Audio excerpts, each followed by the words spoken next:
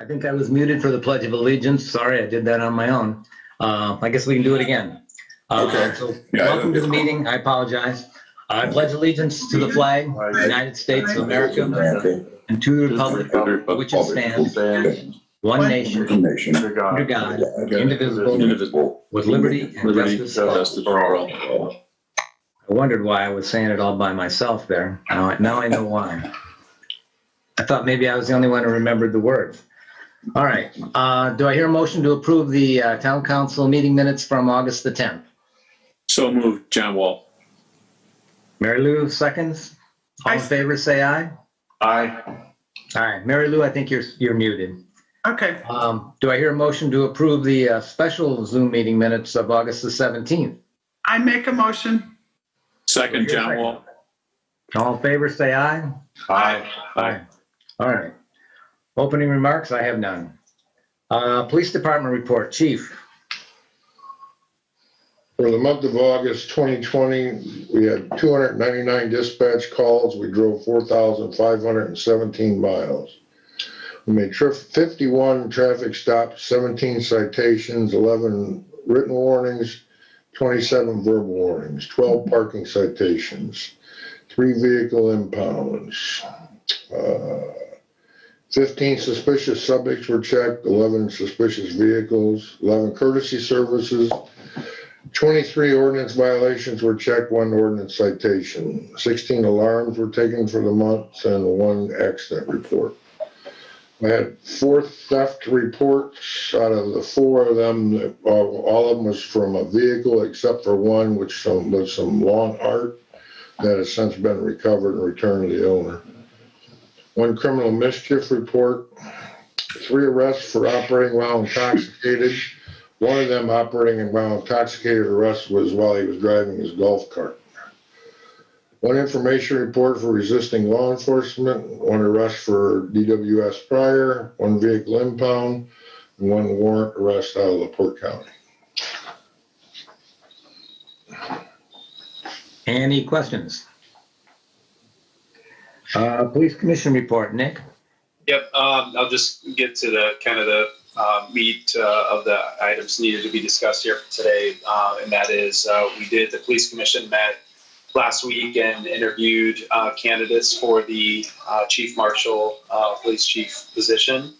And the Police Commission, both the candidates that we met with, very well recommended.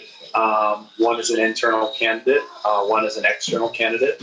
The Police Commission, after vetting, would propose to have the council interview both candidates. So I would think we probably need to do it in the new business section. I probably should ask to add that to the agenda to determine what the next steps are in terms of when we might want to select a date. Perhaps we do that through the HR committee offline and select a date. I know the HR committee had discussed or proposed perhaps waiting until I know there's some vacation time and out of office away time here. I think there is a desire to try to move a little bit more quickly than normal, mainly because with the chief retiring in January, if there's an internal candidate, there'll have to be some time to fill the deputy chief role and obviously just transition time into the new role. If there's an external candidate, again, same types of transition items or similar transition items might be needed. And so we're trying to provide ample time versus being, in the October, November timeframe filling a position. So thought we could discuss it perhaps in the new business, figuring out a time, or maybe we can do that through the HR committee to establish a time to meet. But again, would propose that we interview both candidates. I don't know, John, anything you want to add in the interviews? No, that's fine. I don't really, nothing much to add. It's just a process that we're going through. The hope is that this process will be mirrored in the future when we add other employees. The reason we're putting this much science behind it is so that we have a little better system in play for hiring and compensation, those sorts of things in the future. Yep. So that's really it. That completes my report. Any questions? Volunteer Fire Department report. John Law. This will be for months of August. In terms of fire, we had 2 hazardous conditions. Basically, those are gas leaks and power lines down and that sort of thing. We had 4 false alarms on the fire side. On the medical calls, that continues to be a strong area for us. We had 3 respiratory issues, 2 sick persons. Some of those are lift assist as well. And we had 1 vehicle accident for a total of 6. Overall, year-to-date average response time for fire calls is right over 5 minutes, and medical calls is about 4.5 minutes for response time. Okay, any questions? Fire Commission report, John. We did not meet. We're still working on the station planning. We do have 2 issues Bill's aware of that will be in the claims this evening. One of which is we replaced the furnace in the fire department, and we have a new air compressor that is needed for modern trucks today have brake systems that don't allow you to drive until the air pressure builds up. So with the fire trucks, you want to be able to hit the road running right away. So we have compressed air in the station that we use for keeping those trucks plumbed to that system, such that they're ready to roll at a moment's notice. That compressor, after all these years, that station's been in there for, 50 years or so. So now we had to replace both the HVAC system and the compressor, the air compressor. So those are 2 items that are in the claims for fire department. Any questions there? Street Department report. Do we have Tom Dolph? Do we have anybody else able to talk about Street Department? If you give me 2 quick shakes, I can give you a little something. No. Sorry, I'm operating with 2 hands here. No problem. Can you hear me? Yeah. Oh, is that Tom? Go ahead, Tom. Oh, Tom, you're there. Yeah, I'm here. Okay. iPhone 2. Okay, I see you. Okay. For the past month of August, we've had numerous trees fall. Those were cut up and hauled away. There was tree trimming and overgrowth cut on the streets that are in this year's paving project. We installed new drainage system on Wildemore, catch basin replaced on Brentwood, and some work on drainage system on Ridge Road. Drainage system on Ridge Road are to be updated as part of the paving project, but we needed to kind of look around and see what was there before they started work. We cleaned up our shop area to allow all drainage supplies to be held there for the paving and drainage project going on this year. We worked on creating a plan for Stop 31 drainage pipe near the edge of Lakeshore Drive. We got that figured out, and we're on the list, and it's on the list to be completed in a few weeks. And we also started checking over our leaf machines for this fall's leaf pickup, and we'll have more information on that probably next month. Yeah, any questions for Tom? Street Commission report, John. Street Commission, we met on August 19th. There were a couple of major items that we spoke about. Tom just brushed the community grant project, which is set to begin soon if it hasn't already. Again, I'm out of town for a couple of days here, but Reith Riley had planned to start the drainage work. We're going to work west from east. The paving work will follow behind, which will probably be, a little bit, maybe very late in September, early October. What we plan to do with that project in terms of community awareness, on the website, there will be a link to the calendar, rather the schedule, I guess I should say, that'll show people which streets and when they'll be done. There'll be a map on there with color-coded streets so people can keep abreast of when their street will be worked on. But the list of streets is actually there already, I believe, so people can understand that they're going to be involved. There'll be times when they're doing the drainage work when the street will be actually closed for a little while. That's an isolated incident because it's the structure going in. So people need to be aware that when their street is having the drainage work done, meaning the catch basins put in, the street will actually be dug up and the structure will go in. If you can imagine, it's about half the size of your car, so it's a pretty significant hole. Once the paving work starts, that'll move along. There'll be times when they won't be able to pass through those streets, but that'll be a more a little less obtrusive type of operation. But again, the schedule and the dates and the streets and all will be on the website on a base. You'll be able to link into that. People will be able to link into that. Any questions? I would also add, Stop 17 drainage is progressing.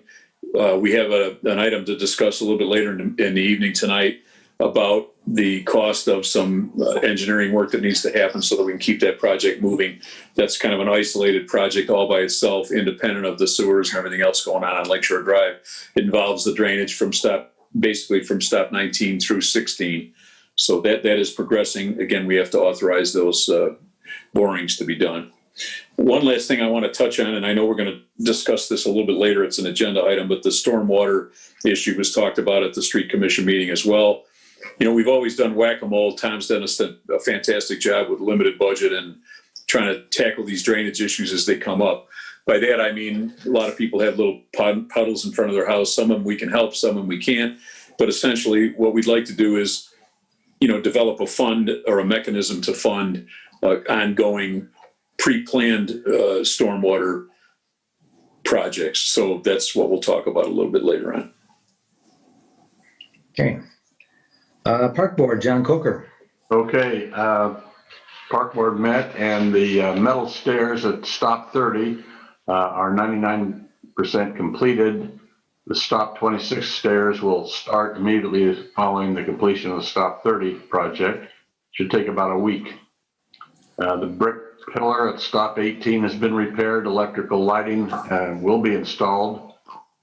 This will be similar to the other brick pillars at Stops, which have lighting. The Beach Garden Club has identified a few diseased or dying trees in the park near the tennis courts. These trees were removed, I believe, today. I believe most of these were scrub trees, so should improve things quite a bit over there. And the question is, maybe the chief can answer this question: the status of the police visit with the homeowner claiming beach rights at Stop 30.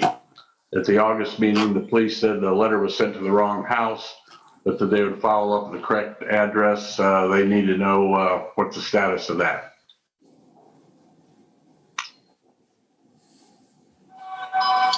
Chief, are you listening?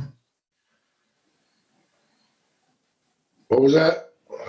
Go ahead and repeat it, John. Okay, the status of the homeowner claiming beach rights at Stop 30. Last month's meeting, apparently the letter was sent, but it was sent to the wrong address. I haven't got any more complaints, so I haven't done anything with it. Yeah, I think what the issue was, they wanted that homeowner to be addressed to see what the situation is. Okay. And Chief, I sent you an email earlier today. You may not have seen it yet, but I was down at Stop. Tonight. I was down at Stop 20. That'll today. be taken care of tonight. Oh, you did take care. I'm sorry. Okay, great. Never mind. I won't even talk about it then. Fantastic. Thank you. Anything else, John? Nope. Well, community center report was next on the agenda, and they haven't met. Center's still closed, basically. So hopefully we'll talk about that a little later on tonight. Okay. Water Board, Mary Lou. Am I, yeah, I'm unmuted. Okay, so we met on August 24th. The water samples are in, the quarterly stage 2 disinfectant testing's done. Greg and Austin are 80% done with painting and cleaning up weeds around hydrants. One hydrant was repaired, the old one on top of the hill on Bell Plain, working well now. They continue to be extremely busy with locates. Reef Riley project is extensive and many locates for that. And I'll attest to that, because if you're ever in there and the faxes come in, if there's a locate that comes in, we get a fax right away of what they're locating.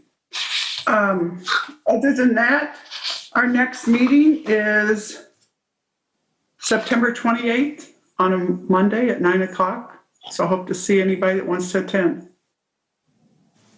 Okay, Budget and Finance, Bill? We met at 8:30 on 9/9 last Wednesday, and we discussed the paving project, and we actually have 5 funds from which we will take for our share of the paving the check for slightly over $797,000 arrived from INDOT for the paving project that's upcoming. We also discussed Stop 24, and we have 3 funds that we are going to take. The total cost of that will be between $220,000 and $240,000, and $100,000 of that will be paid for by the coastal grants people, and $60,000 has been graciously offered from the park department. So, and the remaining funds will come out of from other funds. Carl Sender, who I see is on the meeting tonight, we had 2 discussions. One was what John Wall just talked about the stormwater utility fund to be set up to give us some funds for things that we really need to do. And we also discussed, which is still an estimate, the $600,000 to $700,000, and that we're probably going to need for remediation, and that may be low, that may be high. But we also have on the agenda the bond, a bond that we could get that could be set up so we could collect some money. Most of the surrounding communities, Beverly Shores and Ogden Dunes, have even a bigger than we have with the rising lake. So in any event, the meeting was adjourned in about an hour. I think the meeting was adjourned because we had a technical difficulty. So it just went away. Any questions? Human resource, Bill. Okay, some of this has been covered by both Nick and but the focus of the Human Resources Committee has been on the retirement of Chief Sokowski. ZipRecruiter was set up, and we got several candidates that were provided in addition to our internal candidate. We met and reduced the list to 3 qualified candidates. After discussion, one of the candidates asked to be removed from consideration. We tendered forward the 2 remaining candidates to the police commission, and both were interviewed and found to be exceptional, and will be passed forward to the town council for their final decision. There's one other human resources item I want to discuss. The Treasury Department of the United States has issued a suggestion that we can, from September to the end of the year, can forego taking the FICA payment, the Social Security payment, out of the employees' paychecks, and I'm assuming that also means that our contribution will be taken. It's very vague guidelines. We have had no guidelines from our software vendor, and it is my suggestion that it will be a nightmare to try to collect, because what they've said is that this will be a temporary forgiveness, and in 2021 we'll need to collect it again. And I'm not sure I know what the guidance says, that some people can say no, keep paying mine, and some people can say don't keep paying mine.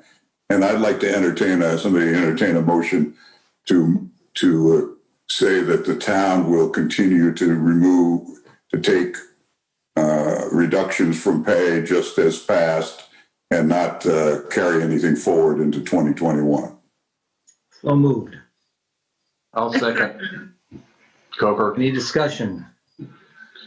It'd be a nightmare, because what the employee would get in extra pay this month and next month, they're going to have to pay back next year, and like Bill said, it'd be an accounting nightmare. Yeah, because it's not going to be the same amount, so we'd have to keep a manual ledger, because you put in 80 hours this week, but Mary Lou put in 70. Right. And all those things.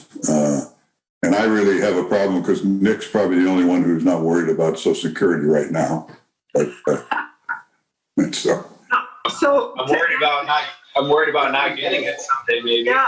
We So- want us to leave some for you, though. Yeah, so Bob, to add to the Human Resource Committee, we, other than recruiting for the chief marshal, we have probably 7 timesheets in the town, and so we are looking at consolidating that to once and then keeping a more detailed sheet. And so the group is working on that. We've also been working on job descriptions, and Pam Krieger, who was our consultant, has generously given us all the things she had, and she's been very nice about forthcoming and helping us with things at no cost to the town. So once we get the chief marshal in place, we are going to be working on job descriptions. We have quite a few, but they need to be updated. Some are updated to current, like, how much you can lift or what the conditions of the job are, the weather and so forth. But we need to work on a few more. So I think we're coming along. Did we get a vote on the? No, we have a motion and a second. Any other discussion? All in favor, say aye. Aye. Cool. Anything else, Bill? No, that's Okay. for. Building commission, that one's mine. Building commission met, I don't have the date, but it was the last Friday. Yeah. And basically, just to hit the highlights, 2306 Foxdale, they were fined for working without a permit. Stop work order was issued, and daily fines will be issued. 2310 Lakeshore Drive, there's some slabs on the right-of-way. Email was sent to the owner. He didn't get back to anybody. The town is going to remove those if they're not removed by Wednesday. So if you know that gentleman, tell him to move his slabs, or they will be removed at his cost. 2500 Lakeshore Drive and 2910 Lakeshore Drive, those homeowners want to fill in behind their seawall. They were advised that was probably not the best way to deal with the problem that they have. What they really need is drainage. However, they don't want to do that. They want to just fill in behind there. It is their property, and the decision was made. They can do it. The town is certainly not telling them that's the thing to do, and if that fails, that will definitely not be on the town. 2050 and 2046 Lakeshore Drive, there's a revetment and seawall that are failing. Actually, they started working, that got stopped. Basically, they need to conform with the requirements of the Coastal Protection Ordinance, in which case we can consider emergency approval for the repairs that they need to make. But they do need to conform with that ordinance first. And then 3108 Lakeshore Drive, that's the property that had the failing seawall at the end, at the eastern edge of Long Beach. That homeowner wants to put a swimming pool behind his seawall. The calculations that we have, at least the site plan wasn't correct. I think that must have been corrected because I see he got a letter of rejection from our building commissioner because he would be over the 35% lot coverage with what he proposed to do. And that was it from the building commission. Any questions? BZA report, the Board of Zoning Appeals met on September the 8th. Tom and Eileen Ruby at 2003 Idlewood asked for variance for an increase in volume on a non-conforming property, and that was set for public hearing on October the 13th. Brian and Danielle Honer of 2002 Somerset had made a request. However, the wrong ordinance was cited in what they were requesting, and so that got continued until the next meeting, which I think also was on October the 13th. And then finally, Bill and Karen Loftus at 2600 Hermione Trail.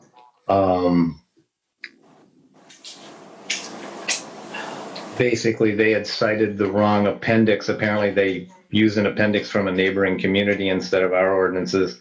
And so that also has been continued. Any questions about any of that?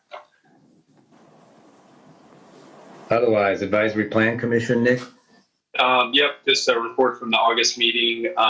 Two primary things. One, we had consideration their petition for changing an address, 2965 Lakeshore to 2965 Ridge Road.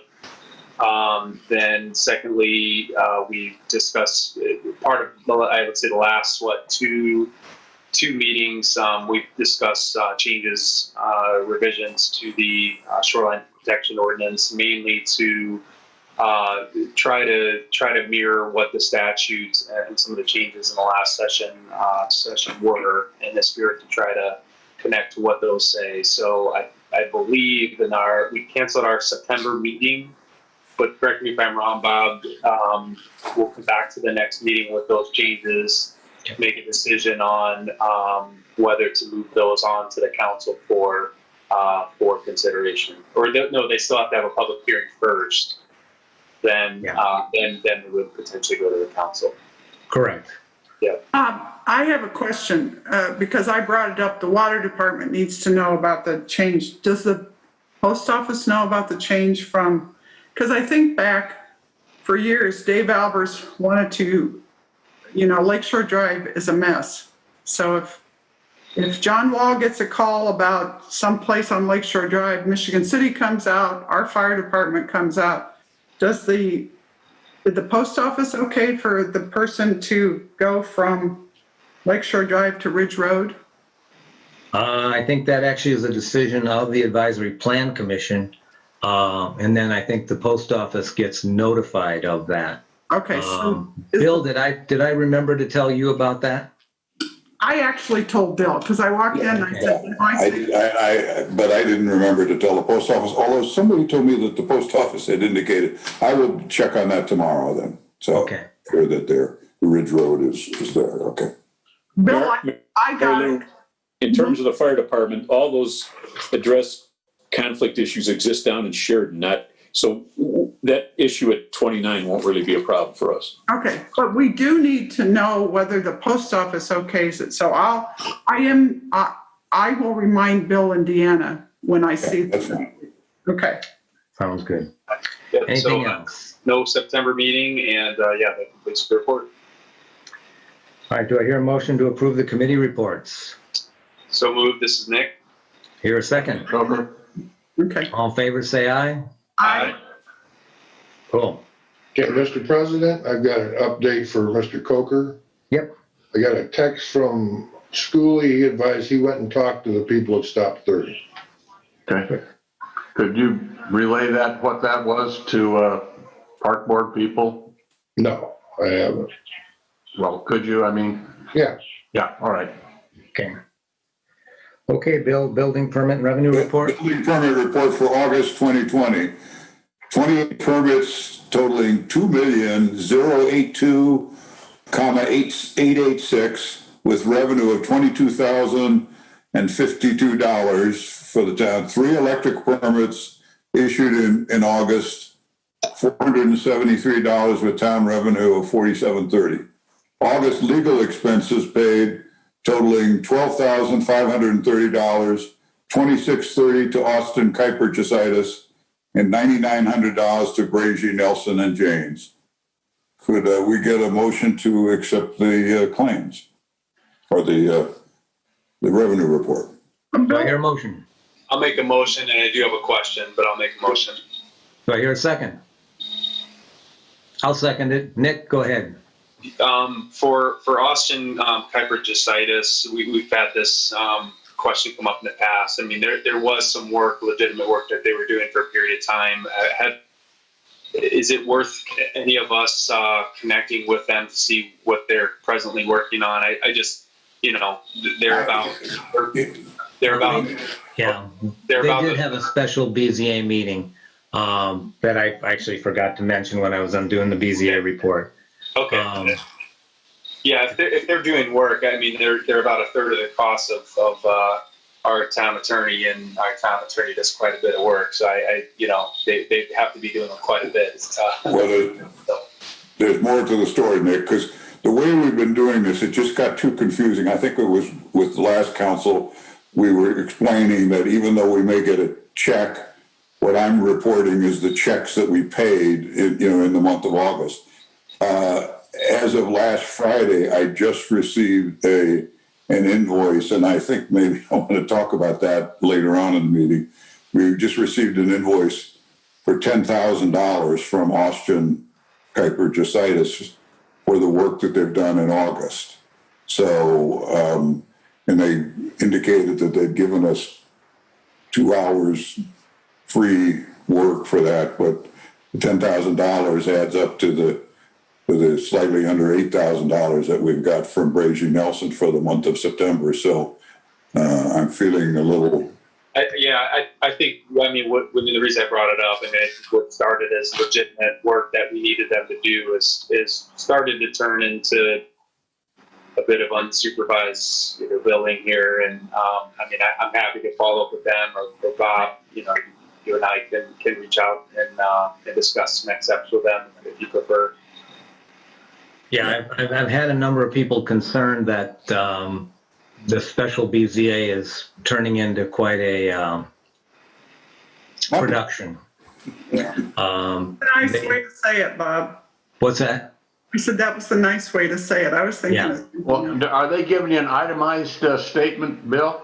Yes, yeah, it's itemized. It's maybe 3 pages, and I didn't I mentioned, I think I sent out an email, but it was quite late, like 2:00 this afternoon, because I did receive an invoice from Brazy Nelson, and we can talk about that when we approve claims, but I didn't write a check to Brazy Nelson, but I also got this $10,000 bill, and I was trying to figure out where I was going to get the money, so I felt we could take care of it at sometime during September and approve it in the October meeting. But yeah, there is definitely, it's starting to get to be painful, the expenses that we've got. But yes, Nick, so the 2630 was just for work prior, and I think the August bill was probably for work that they did in July.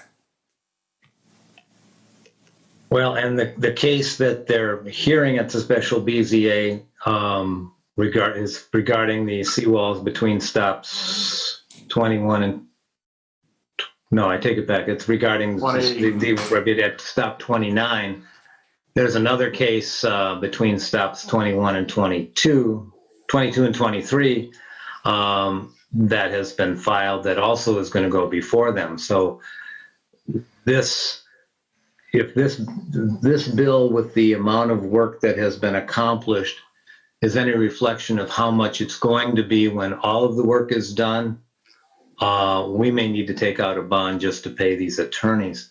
So Nick, maybe At stop 29, there's not even a judge appointed yet, as I understand it, correct? well, it's before the BZA, the special BZA.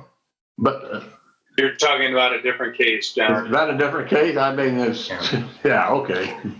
That's Night You need a scoreboard. That's Night Hoppy, Kernick, and Night. Okay. A lot of that's via insurance, but this new case, yes, they're Okay. So maybe what we could do, and Chris, correct me if I'm wrong, but this is regarding legal issues, and therefore I believe that would be something we could discuss as a town council at an executive session. Is that correct? You can discuss ongoing litigation. This is ongoing litigation. So maybe what we need to do is have a special or an executive meeting to discuss our ongoing litigation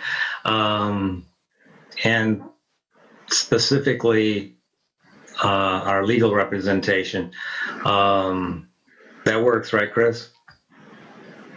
Well, I will assist you in putting out a notice that if what we're discussing, if you get to the point where there's an exec session, you want to discuss, for instance, the special BZA and the litigation one that has to be in writing, ongoing litigation, and those are all, the first one that is being heard is part on remand from a case that is open. So Yeah. I will Okay. assist putting together the notice for that. So does that sound reasonable? We have a special, not special, but an executive session. I'm going to be gone next week, but maybe as soon as I get back, we have that. Yeah, sometime between now and the October council meeting, just to review what it is we've spent, and especially with them, and determine, is that the appropriate tack to continue on with particularly with them. Okay. Can I make a suggestion, Bob, as far as schedule? Can you boot that into the first week in October, please? Yep.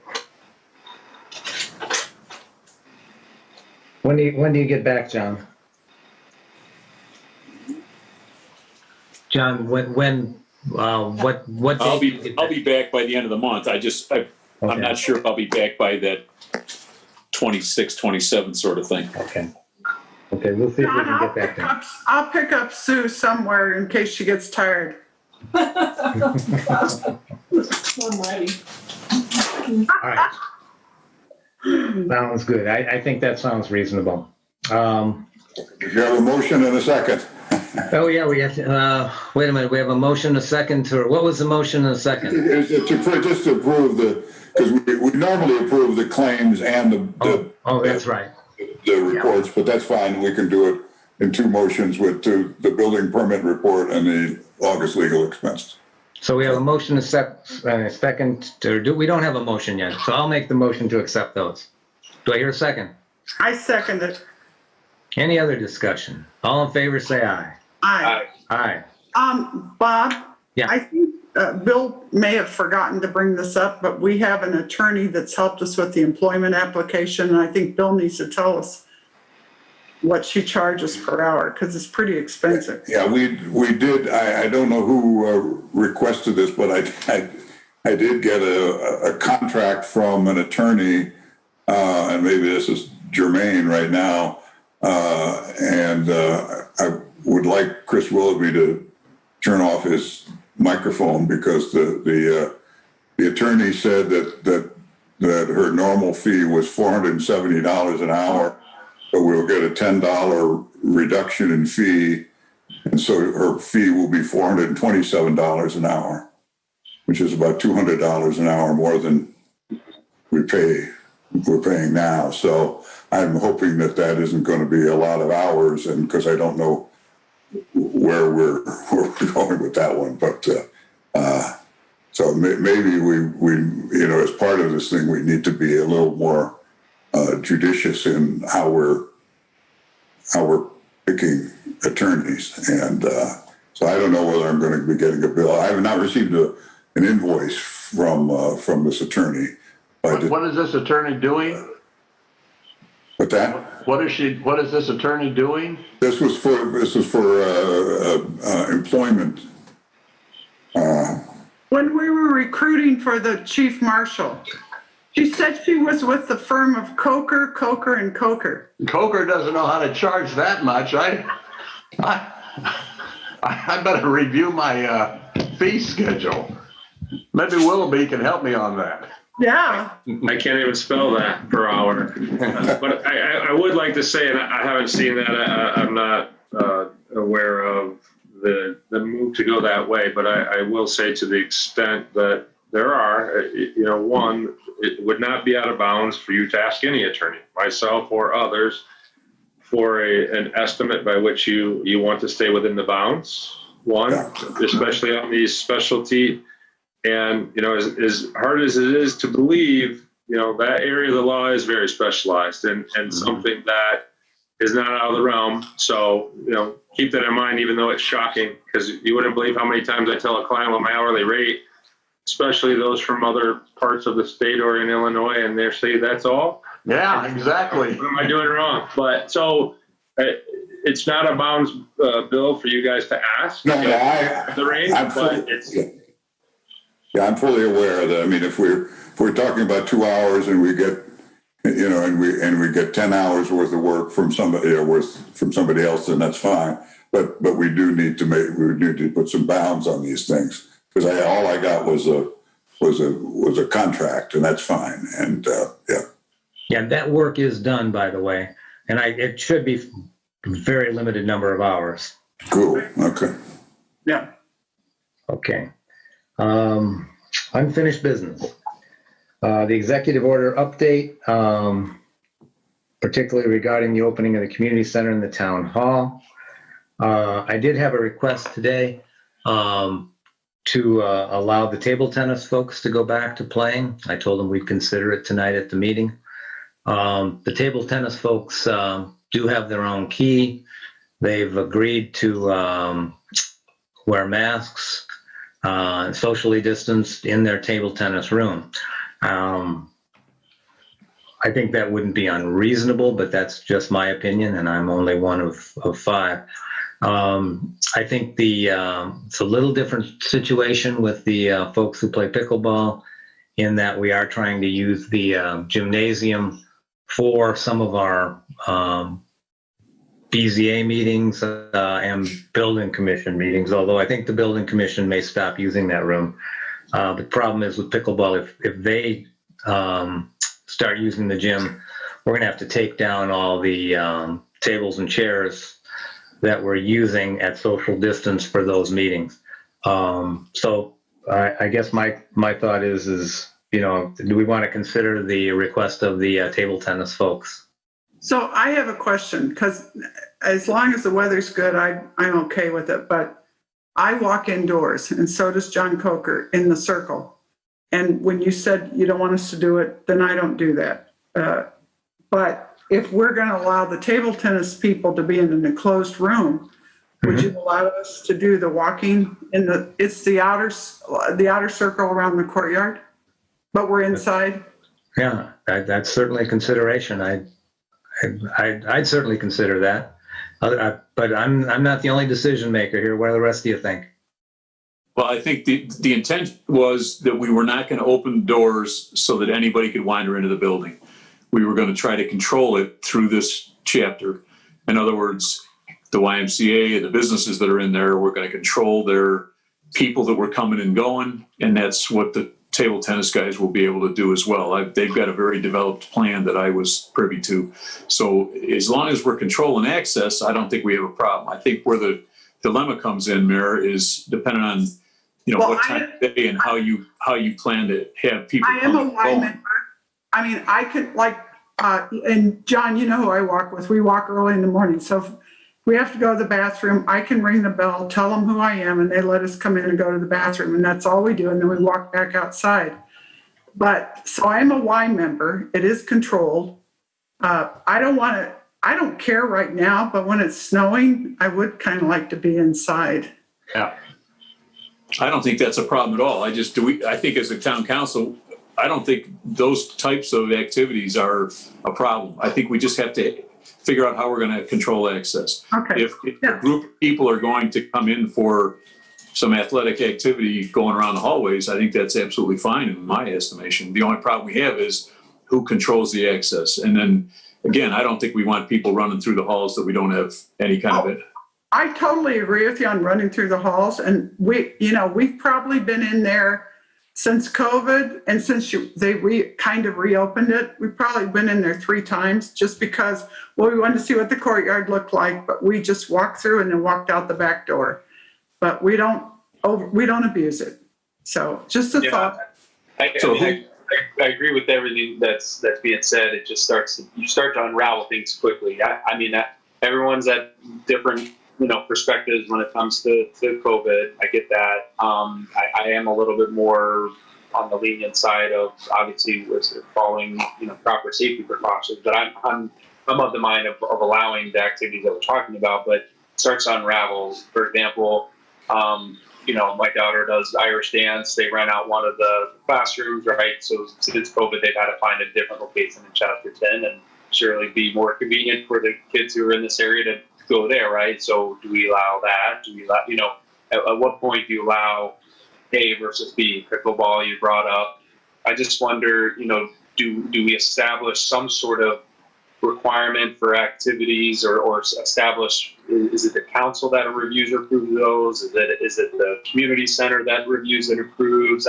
I'm just trying to think of a way to make it easier, because at this meeting we may approve 2 things, between now and the next meeting, there's going to be a request probably for 5 more things. And then the next meeting, there's going to be more things, and especially as we get into winter, more things. So I don't know. I'm just trying to make it easy for all of us, at least just to make decisions.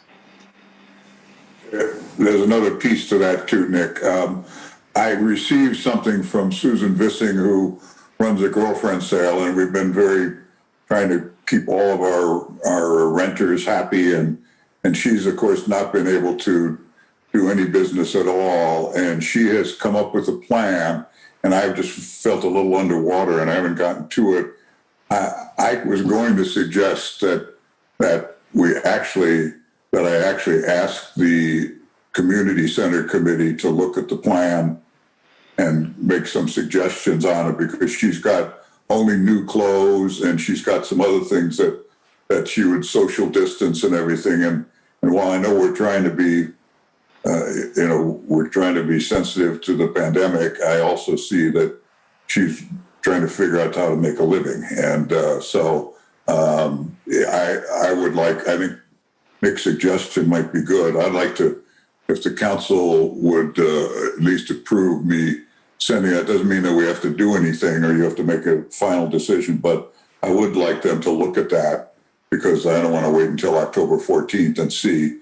And if we need to have a quick meeting, then maybe we can do that. But so along the same lines of what we do to open, I think we need to give her, I haven't even sent her back a text. She sent it, I think, Thursday of last week. Bill, is that total public access needed then for her to operate? I think so. Yeah. I mean, she would need some access, although she would have to schedule people with appointments and things like that, which is basically what the yoga lady and Amy Shin do too. I mean, they seem happy to be able to open the door for their customers and not have people just strolling through the community center, willy-nilly. So they're happy to do that, as the Y is with their new access. But yes, she would need to do it. But I think the plan would include that she's not keeping the door open. She's inviting people in by appointment only, or maybe a few people in by appointment only, and wearing masks and the like. So it would not be used clothes as she has sold before.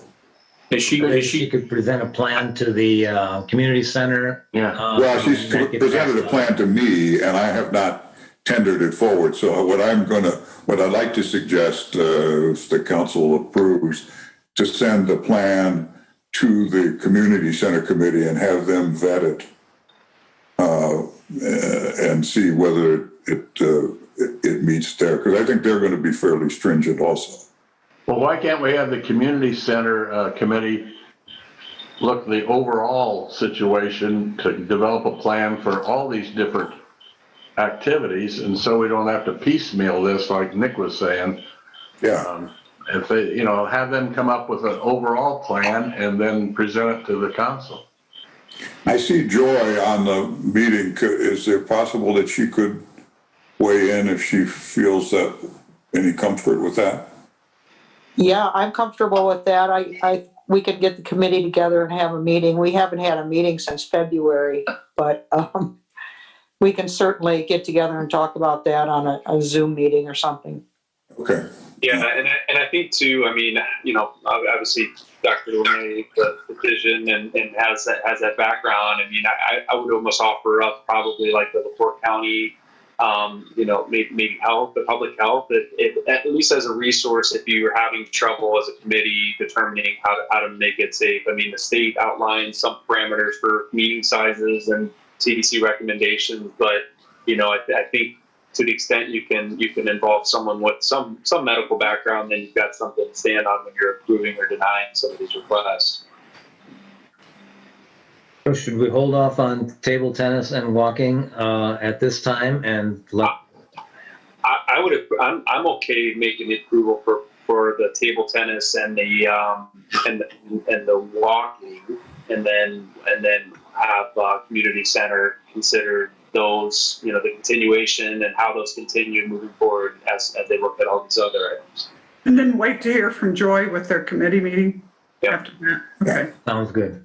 So I hear a motion to go ahead and allow the table tennis and the walkers with the limited access that we've talked about. So I hear that motion from Nick. Do I hear a second? I second. Any other discussion? All in favor, say aye. Aye. Aye. All right, and then community center is going to talk with the girlfriend sale and come back with a plan for general opening of the building to proceed at some point, or at least Another piece to however that. limited we want to make it. Yeah, there's another piece to that. We haven't had a meeting, or we don't always remember to cover this, and it's probably my fault. But I felt that the limited number of access, as much as I am concerned about our finances, I just don't think we can put it on the back of the tenants. So my suggestion would be that we also agree to go for half rent, as we have been in the past, from April through at least October, and then we reconsider depending on how things are going. Is that something that, or do we want to say everybody has to pay the full amount of the rent? I mean, basically what we've done is the Y has been paying half of their $1,700. I mean, coming from a utility person, I mean, are we covering enough rent to keep the lights on and everything in the building itself? I mean, if we're at a break-even standpoint at the community center, I'm comfortable with allowing for reduced rent until we have more certainty in what the future looks like. Okay. Yeah, well, I mean, we're close. We never really we never really cover totally expenses, but we come really close. I mean, and I think that people have been really stand up, paying on time and everything else. I mean, people pay even the day before the end of the month for the next month. So I'm very positive about the renters we have, but I think that I'd like to see us give them a break, and we don't have a lot of expense besides utilities. And I think the renters have been paying half rent for a few months now. Yes. So really, the thought is, do we want to continue that or not? Yes, that's what I want to see if this is it. I wouldn't be against that. Yeah. It's got to hurt their bottom line. I mean. Yeah, I make a motion to continue that indefinitely until someone knows what's going on with COVID long term. I'll second it. Any other discussion? Why don't we just say, so they can plan a little bit, why don't we say through the end of the year for now? And then I agree, Nick, we'll just leave it open-ended, but at least they can plan for 3 months. I will rescind and make a new motion till the end of the year. Yeah. Second that too. Yeah. All in favor, say aye. Aye. Aye. All right. Thanks, guys. Okay. Yeah, rent.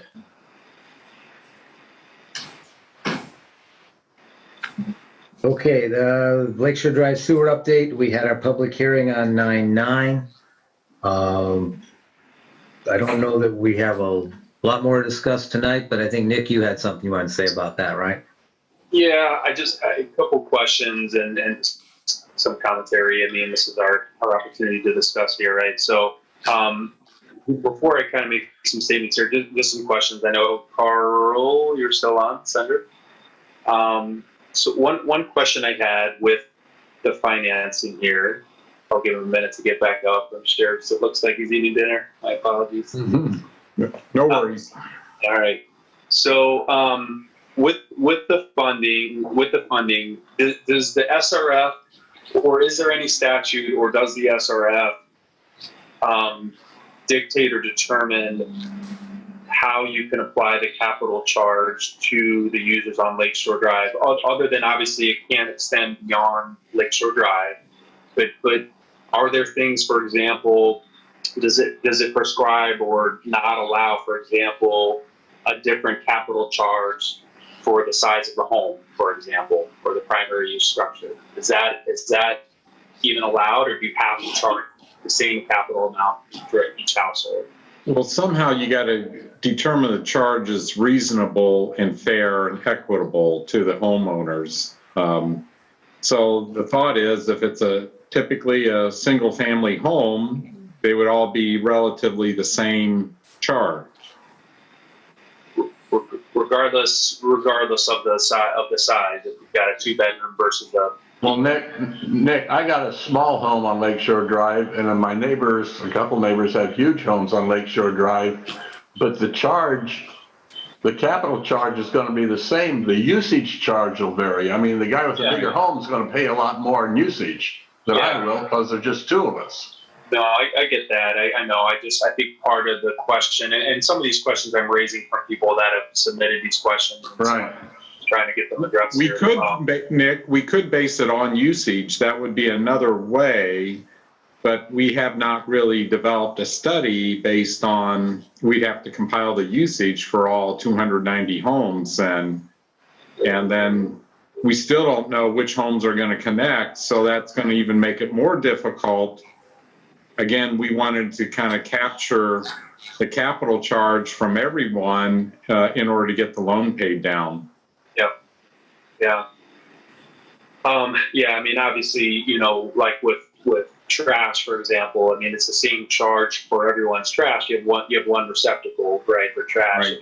Even if you have a bigger home or a smaller home, I think the concern is that, we're building infrastructure, and are we building a large infrastructure because we have some larger size homes that are taking more usage? And so I think there's a fairness question around the capital charge being the same for one person to the next. But I mean, I guess in utility world, the same applies, where depending on natural gas, water, electricity, you're going to have the same sort of base charge, and that respect to pay for infrastructure. Okay, so that's one question. Another question: is there concern that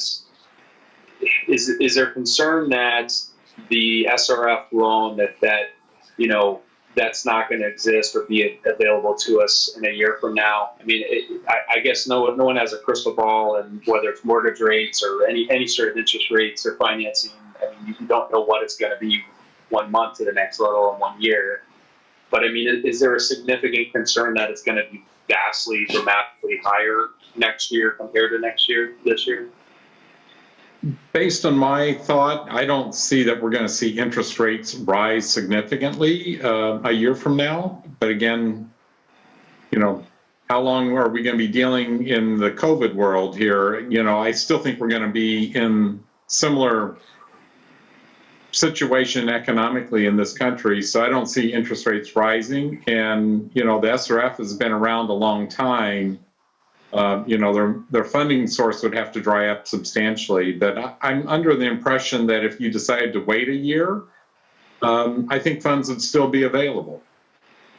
And how, and this is kind of a collective question, not necessarily directed to Carl, but later on in the agenda, we're talking about the remainder of the town.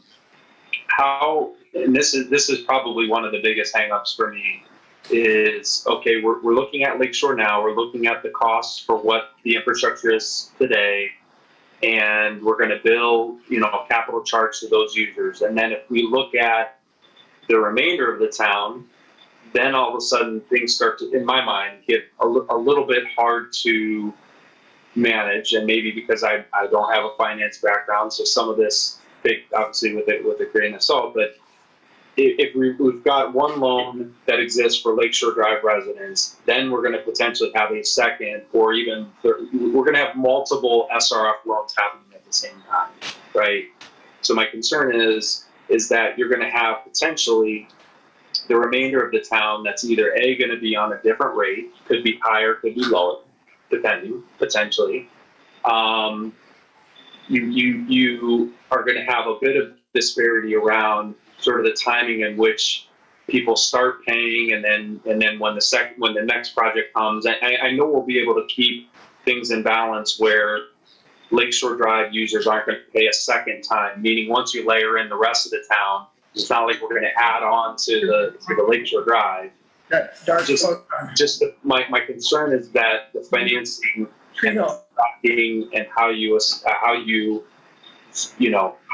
bill essentially, and some of that's Michigan City's challenge to keep track of, right? But it starts to become very complicated versus having just one quote project, even if it's multiple years that the investments are being made. If you have one cohesive project, could you not then start charging the entire town, even though you're only starting with the first phase? Does that make sense? So you're taking out one SRF loan for the entirety of the project. You're still starting with the first phase of Lakeshore Drive. Would you be able to, because you've gone in for the loan through the SRF, then be able to charge the capital charge for all the entire town? Could you do that? It's a little difficult because normally you have requirements that when you take out a bond, you have to spend it within like 3 years. I don't know if you would be able to do the whole town project in 3 years. It sounds like it's a much longer project because it's going to be a little more complicated, a little more involved. And so it still may have to be done in phases. One thought is if you went ahead and did Lakeshore Drive and they have initial capital costs that they pay now, and as we would put sewers in the remaining sections of town, and the council at that time could say, hey, we want to charge everyone kind of equally for the capital costs, we could do a true up and adjust the rates in the future so that, the total capital for all the projects would be under consideration. Now that's under the assumption that, the folks in Lakeshore Drive wouldn't be paying necessarily a lot more than what the rest of the town would. And, I think I heard Jim Maurer from Haas and Associates say that it's possible that maybe the capital charge would go down, but I don't know that anyone's done a study to really know what the whole project would cost to sewer the whole town. Carl, I'm already on the sewer system, so I certainly wouldn't want to pay more than I'm paying now. Mm-hmm. And from what I understand, if I'm not included in that, then I don't have to pay for it. But as part of the water department, when we do improvements, when they improve Lakeshore Drive, then I understand that I will be included in that because that's spread across the whole town. Right. Yeah. So there's some things the council will have to decide, at some point when, should every section pay for their own? And that's certainly you could do that. You could set rates so that each section who benefits pay it at the time that they connect. Otherwise, you could say, all right, everyone's going to share in getting the sewers for the whole town. But Mary Lou brings up a point. There is a section of town that already has sewer. So why should they have to pay more than when they already have sewers being provided to them at a much lesser cost? Right. Yeah, and I promise I'm not being fed information here. I just have to take notes so I stay on track and concise as I can here. I guess, yeah. I mean that's because the feedback that I'm getting and gathering and have been from these meetings, and you all have as well. I mean, I get the impression that there's a larger than probably what I would have suspected initially, particularly those are on the south side of on the hillside of Lakeshore Drive that really, when you initially ask them, do you want a sewer? Most people I think would say, okay, yeah, I like the idea of that. But without having some of the details, it's hard to make an assessment to say, okay, I fully support it now. I think there's a little less appetite than there was, and maybe that's underselling it, but I think there's less of an appetite for some of those south side residents. But I am hearing in their feedback that they'd be more willing if more of the town was taking on some of this burden and it feels sort of singled out. And so, you know, like I've said from the beginning, I mean, we kicked off this project and it was sort of under this understanding that South Side wouldn't be affected, and now they're part of it just almost as much as the North Side is. And I'm very sensitive to that and trying to represent some of that point of view. I guess, you know, I get the impression that while many of the council members have stated that they do have an interest in seeing the whole town sewer, I guess I would be more comfortable knowing that it was being looked at together and that we were moving forward together as one project, because there's no assurance that 2-3 years from now, even though we talk about moving it forward today, right? Even if we talk in new business about giving the approval for engineering to start to do the study, there's not any real assurance that project's going to continue down the road. Meaning, when we talked about, you know, possibly having Lakeshore Drive start the project and then perhaps layer in the rest of the town and then do sort of this true up, there's no assurance that next phase is necessarily going to occur. And I guess I'm trying to understand maybe what the risk of waiting until we have the rest of the engineering complete, so then we can have a full complete picture view to make that decision. And I guess I'll leave it at this. I would feel much more supportive. I think you would get more support than you are today with some of the opposition for the project if we looked at it as a complete project with multiple phases still, because I don't get the impression that, and I don't know if anyone from Michigan City Sanitary is on, but I don't get the impression that they're going to necessarily walk away. I mean, if we're kicking the can 2 and 3 years down the road, yeah, that they may, I would assume they'll probably have less interest in working with us. I know we have an agreement on the table, but my point is, I think that you'll get more interest from the town. You're still, at the end of the day, always going to have some residents, no matter what, aren't going to be happy with the decision on either side. There's always going to be that. I'm just trying to satisfy the most amount of people with a long-term plan. And if rates are going to be similar, or you can maybe estimate that they're going to be not too far off from what they are in a year from now, I guess I'm trying to understand what the time pressure is to try to do this right now. And I can understand if we're concerned that, hey, if we tried this once before, years and years ago, I know a prior council that tried it, didn't go anywhere. And so I get the notion that we feel like, hey, we feel compelled to do something, because if we don't do it, it's not going to happen. But like I said, I think there'd be more appetite if we had a complete view and could have some discussion on maybe some of the concerns with some of how the capital charge is being applied.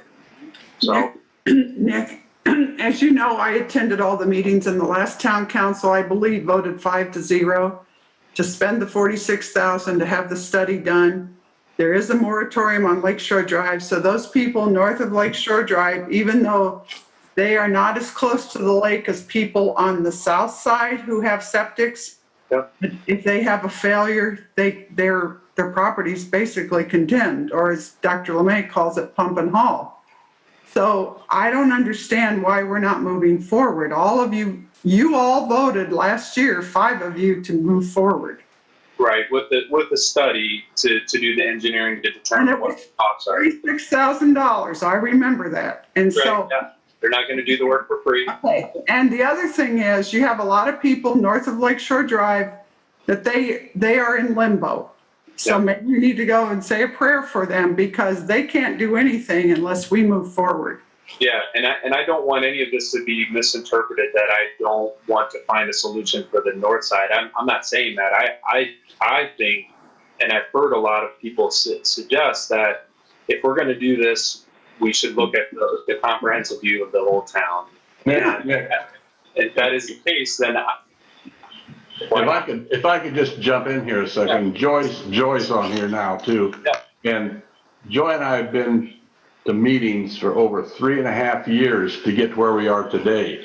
And we're all kidding ourselves if we think, well, let's sewer the whole town. Do you realize how much more time that'll take? It'll take years to do all the engineering studies and jump through all the hoops that we've had to do just to get down Lakeshore Drive. We still haven't made the first dig in the dirt yet. So it's a tedious process. I've learned a lot in the last 2 or 3 years on this, but it's not something that you can just, tell Carl to draw up some figures and have Haas make an engineering report. They got to go through basically every foot of Lakeshore Drive to see where all the lines are and everything. Think how long it'll take to do the whole town. So I certainly would hope that we don't delay this any longer. Just from a personal standpoint, I mean, all the rest of you guys don't live on Lakeshore Drive, and my wife and I every weekend, Friday, Saturday, we get to enjoy the nice smell of the septic trucks rolling through there, pumping out the neighbors' septics, and this is only 10 homes that get pumped out. Next year, there could be 20, 25 homes that get pumped out. I mean, it's not pleasant. I'll tell you right now, it is not pleasant. So, Can I interject here? Follow you up there, John. Sure. Just by way of information, I've had some discussions with Haas Engineering. 15 years ago, prior town council went down the road, and Nick mentioned it, but I think your information's a little bit erroneous there, Nick. They started that process 15 years ago to try to do a study to sewer the whole town. And there's quite a bit of water over the dam as far as the engineering is concerned. It wasn't set aside for cost reasons other than the water system needed to be improved, and that was the project that took precedence at that point. So all the new water lines that went in, and I think that was a wise decision. Yeah. So the water system costs took precedence over continuing the sewer project engineering study.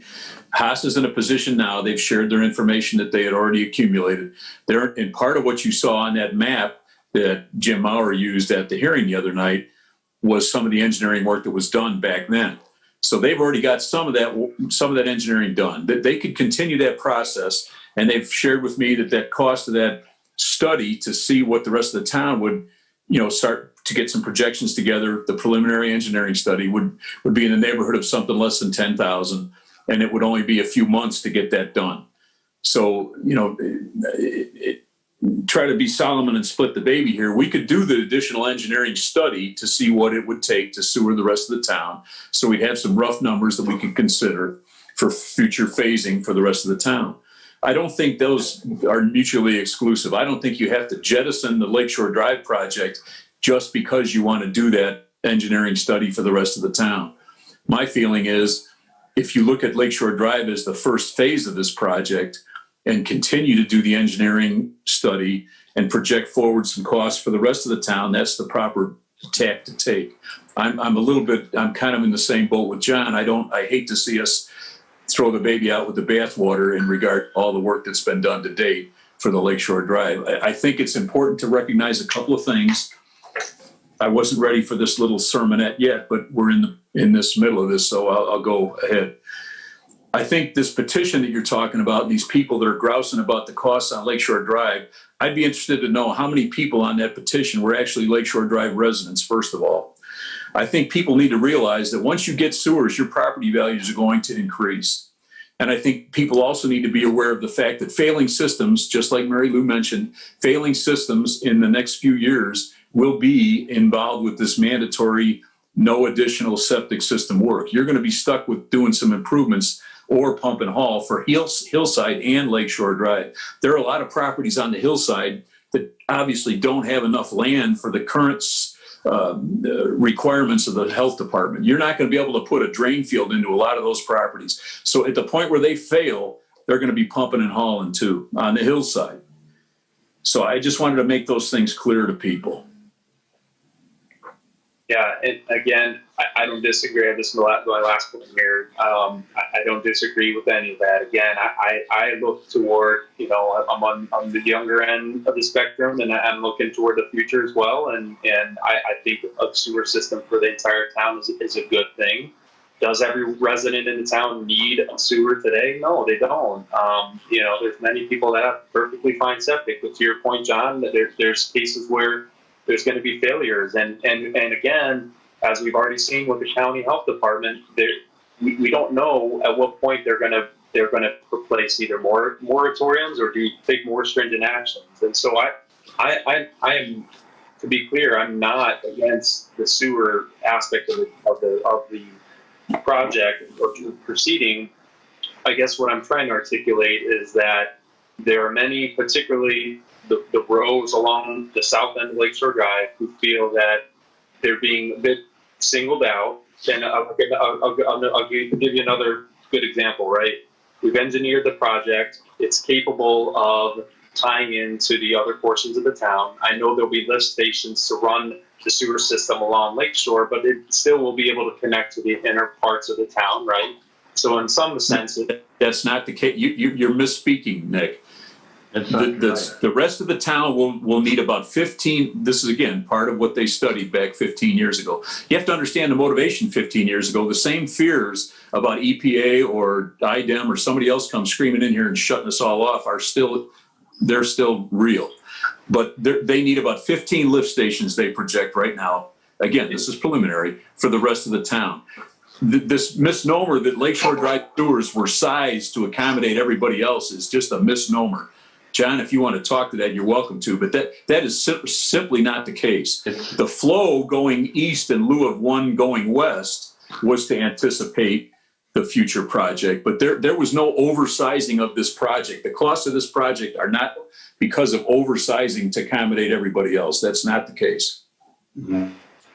Yeah, it just, again, I think it's largely the fact that South Hillside is all of a sudden at this point today where they're feeling the most brunt of this project when they didn't need it to begin with.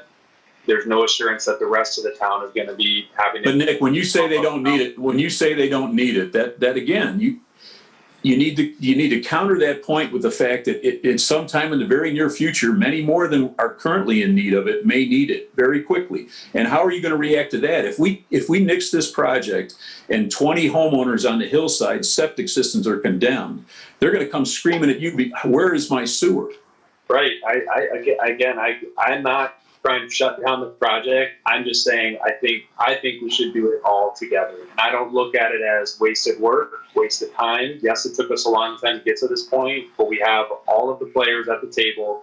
We have, and I'm not diminishing the work that Mr. Fender does, the work that Haas does. I know it's not a wave of the wand and you can just back of the napkin, figure it out. I realize the work that's involved.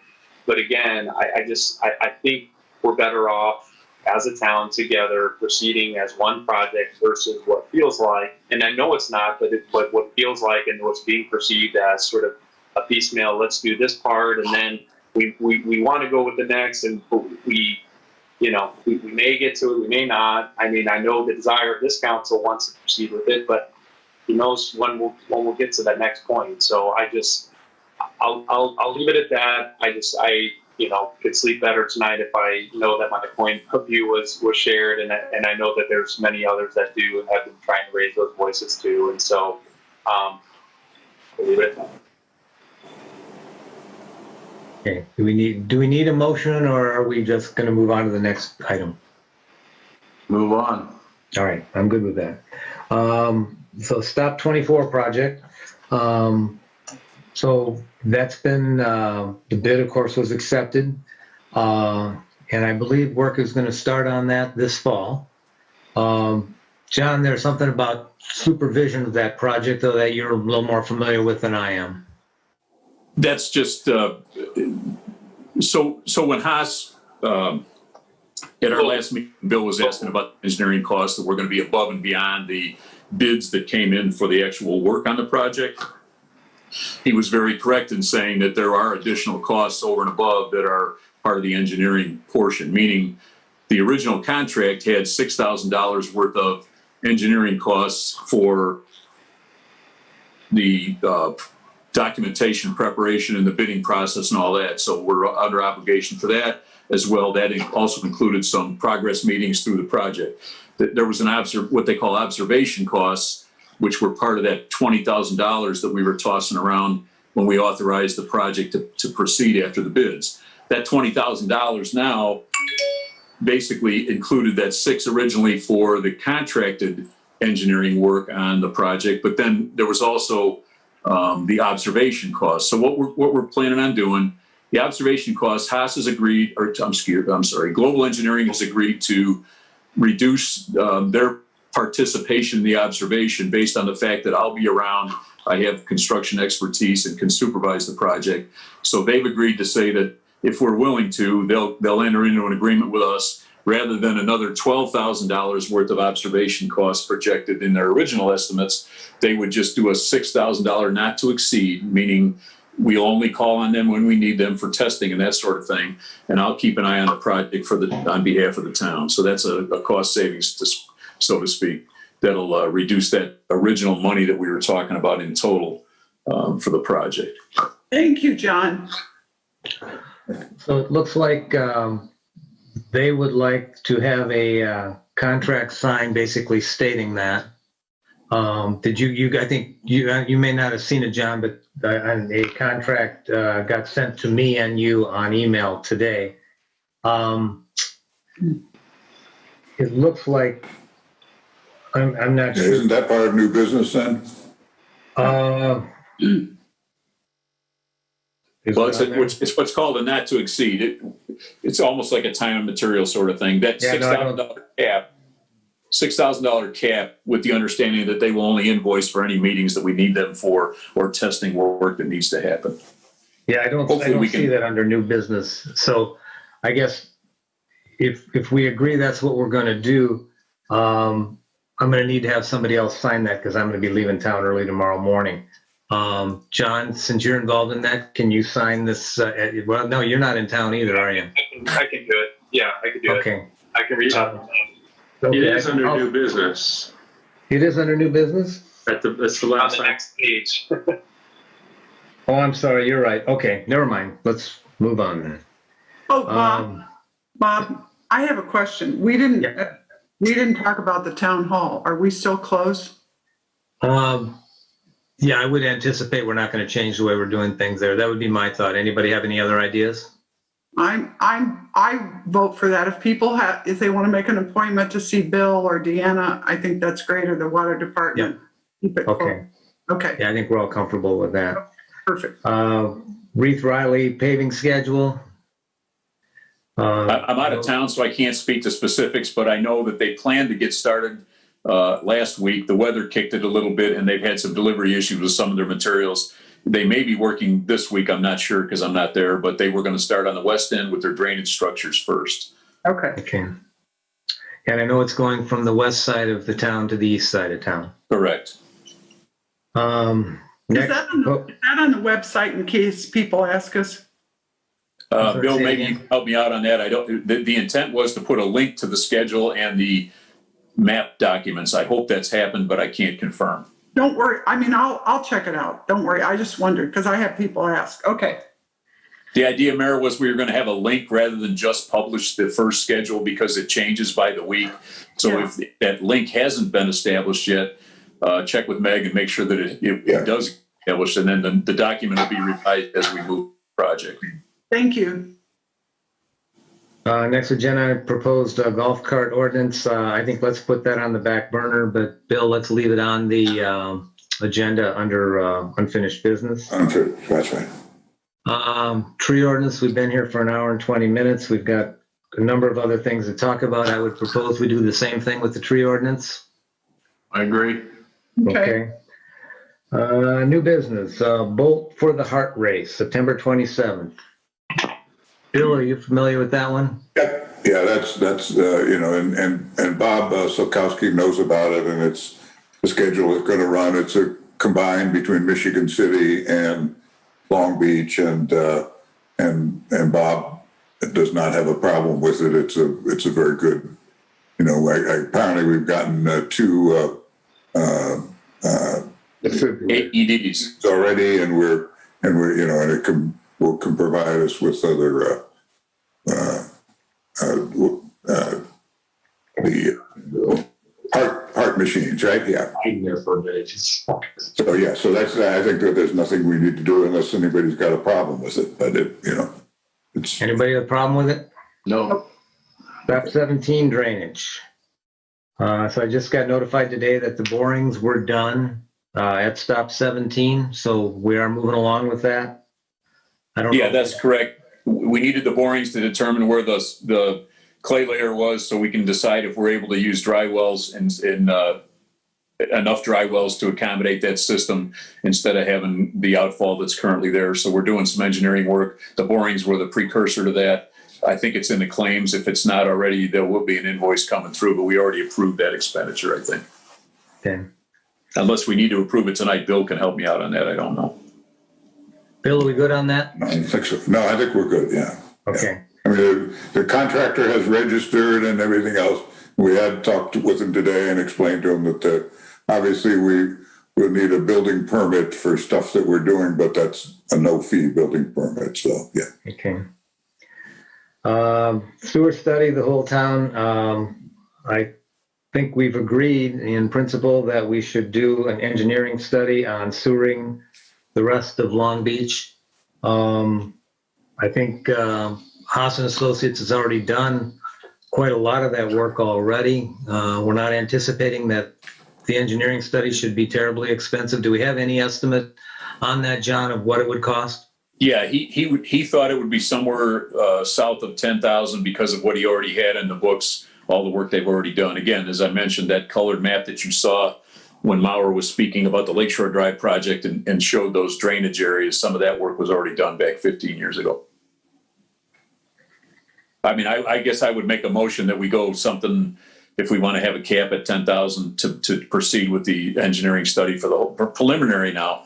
There'll be other engineering costs once the project is designed, but at this point it's preliminary engineering, and I would make a motion that we spend somewhere south of 10,000 for that study.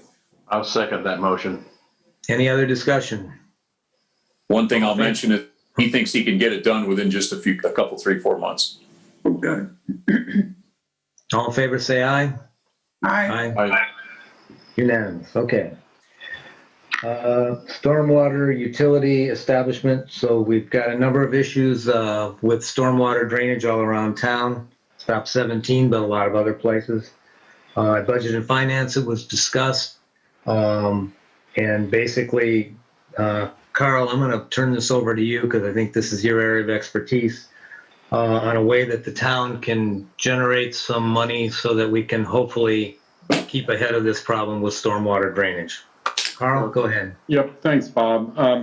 Many communities have stormwater utilities. It would be a separate utility with a separate board, although the town council could decide to point themselves to this board. And then you would have rules and regulations for contractors. You may already have some of that, but there's the MS4 regulations so that as people are building, constructing, they're adequately protecting the runoff so that, silt and a lot of things aren't going into the storm sewers and I know you have other issues you want to work on, but that can all be under the guise of a stormwater utility. And you can establish stormwater fees that could be added to as a separate line item on the water bill.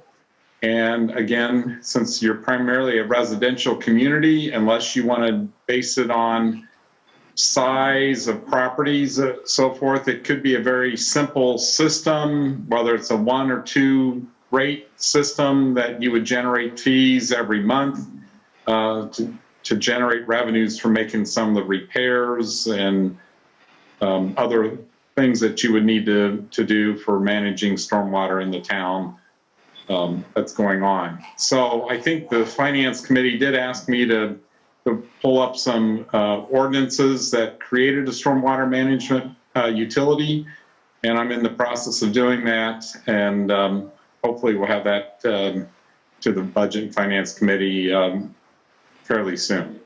Do you have an idea, Carl, what your initial cost would be for we're just putting, getting it started on this path. Would you want me to? Well, I'm just saying, because I think the council should probably, even though the Budget and Finance Committee, Matt, I think the council should be approving, going forward with Sure. it. It was just Okay. Yeah. Just some of the, if you want to include the calculation, helping assist with the budget, Yes. although I think some of the other, maybe John Wall, you may have an idea of what kind of annual budget you want for revenues you need to spend.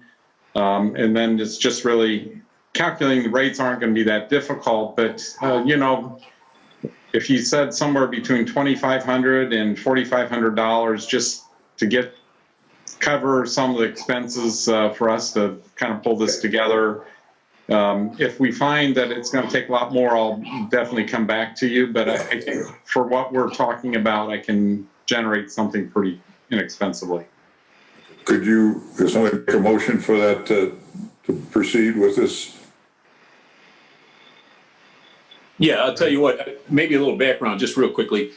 People may not realize that even though our property values keep going up and our tax bills keep going up, that the way the state and the county, and Bill, I don't know if you want to speak to this or not, but we aren't able to enjoy a lot of that additional property tax assessment and valuation of the properties. There are tax caps and circuit breakers and thus and things that I'm just learning about now that affect the town's ability to generate income. Our revenues are, somewhat stagnant as far as that goes over time. So one of the ways that you can is to have a user fee. User fees are, somewhat painful, I guess you'd say, but at a nominal amount, they're not all that painful. So what we're looking at is we've done whack-a-mole over the years trying to deal with stormwater situations out in the town. Tom just does what he can with his limited budget. We run around and do some structure cleanouts and that sort of thing. But in the last couple of years, we've had some new, based on the community grant projects, we've been able to install some pretty significant stormwater structures. To keep those clean, we need equipment to do that.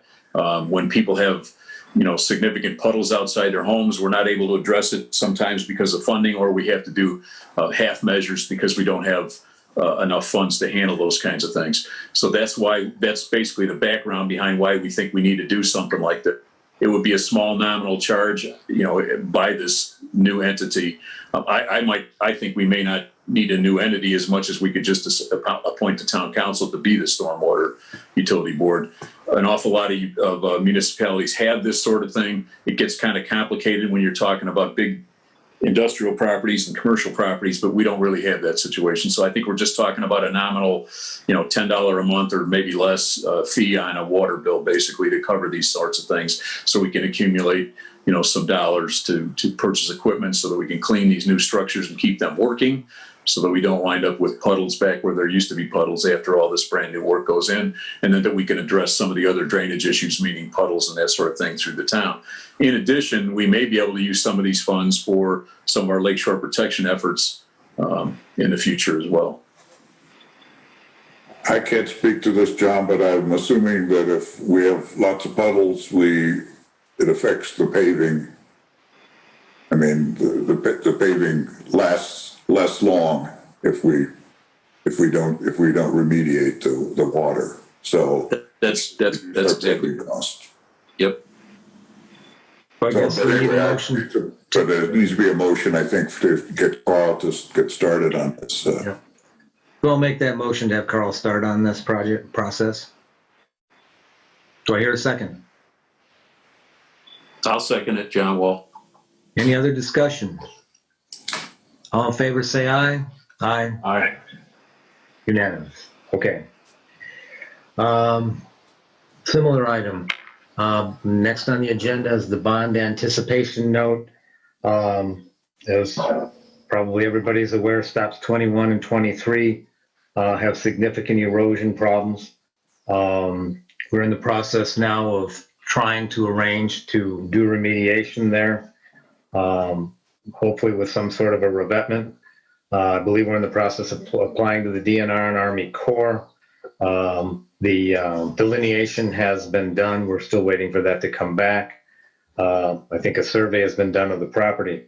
However, repair and trying to save those two stops is going to cost somewhere between $600,000 and $700,000. The town doesn't have that much money laying around, and therefore we need Carl again to start working, I believe, on the bond anticipation note, so that we can hopefully go to the bank in anticipation of getting those monies. Carl, you speaking to that, or Bill? I'm not sure which. Gonna ask Carl to. Yeah, I'll be happy to give a quick update. We talked about different ways to finance the costs, around 700,000. I eventually used 750, and you can do a bond anticipation note to at least get a head start until maybe you have bid costs in. I was also thinking about, instead of issuing a formal GO bond, but as I was talking to bond counsel today, in order to get the property tax levy, we will need to have general obligation bond. And I'm thinking we could do this on a very short time period of a 4 or 5 year repayment schedule. So I'm talking with Chris. We're going to recommend to bond counsel, and that person would start drafting some of the bond ordinance and a timetable for us to get started. We could even have first reading at your meeting next Monday if you're ready. And then there would probably be an additional appropriation public hearing in October, and you could adopt it at your October meeting. And we do need, if you want to issue the 5 year general obligation bond, we do need to have a notice of bond sale that needs to be published about 10 days before the bond sale. We conceivably could close by the end of October or at the middle of November at the latest. And if you need to pay some contractor bills, I think I could get with Bill and he could maybe find some money. We could do a short-term interfund loan, at least to cover some of the initial costs until we got the rest of the bond proceeds. But if you were to do this and we had a 5 year repayment schedule, and rates are fairly low, as all of you know, but I even threw in at say 2%, you're talking $160,000, $170,000 a year would be your tax levy. That's like an additional 3 cents, very similar to what you're paying on your park fund rate. So if you feel this is a needed thing, I guess I'm happy to answer any questions, but maybe the council could at least motion for Chris and I to get started working with bond counsel. We'll have our engagement letters. We'll be presenting to Chris, and Chris can give them to Bob LeMay, and if you want, you can approve them at your next council meeting or however you want to do it.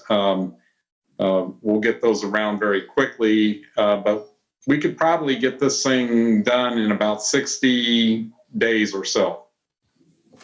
But that all depends, if you feel pretty confident, because you haven't bid the project yet, that the 750,000 is the most you're going to need.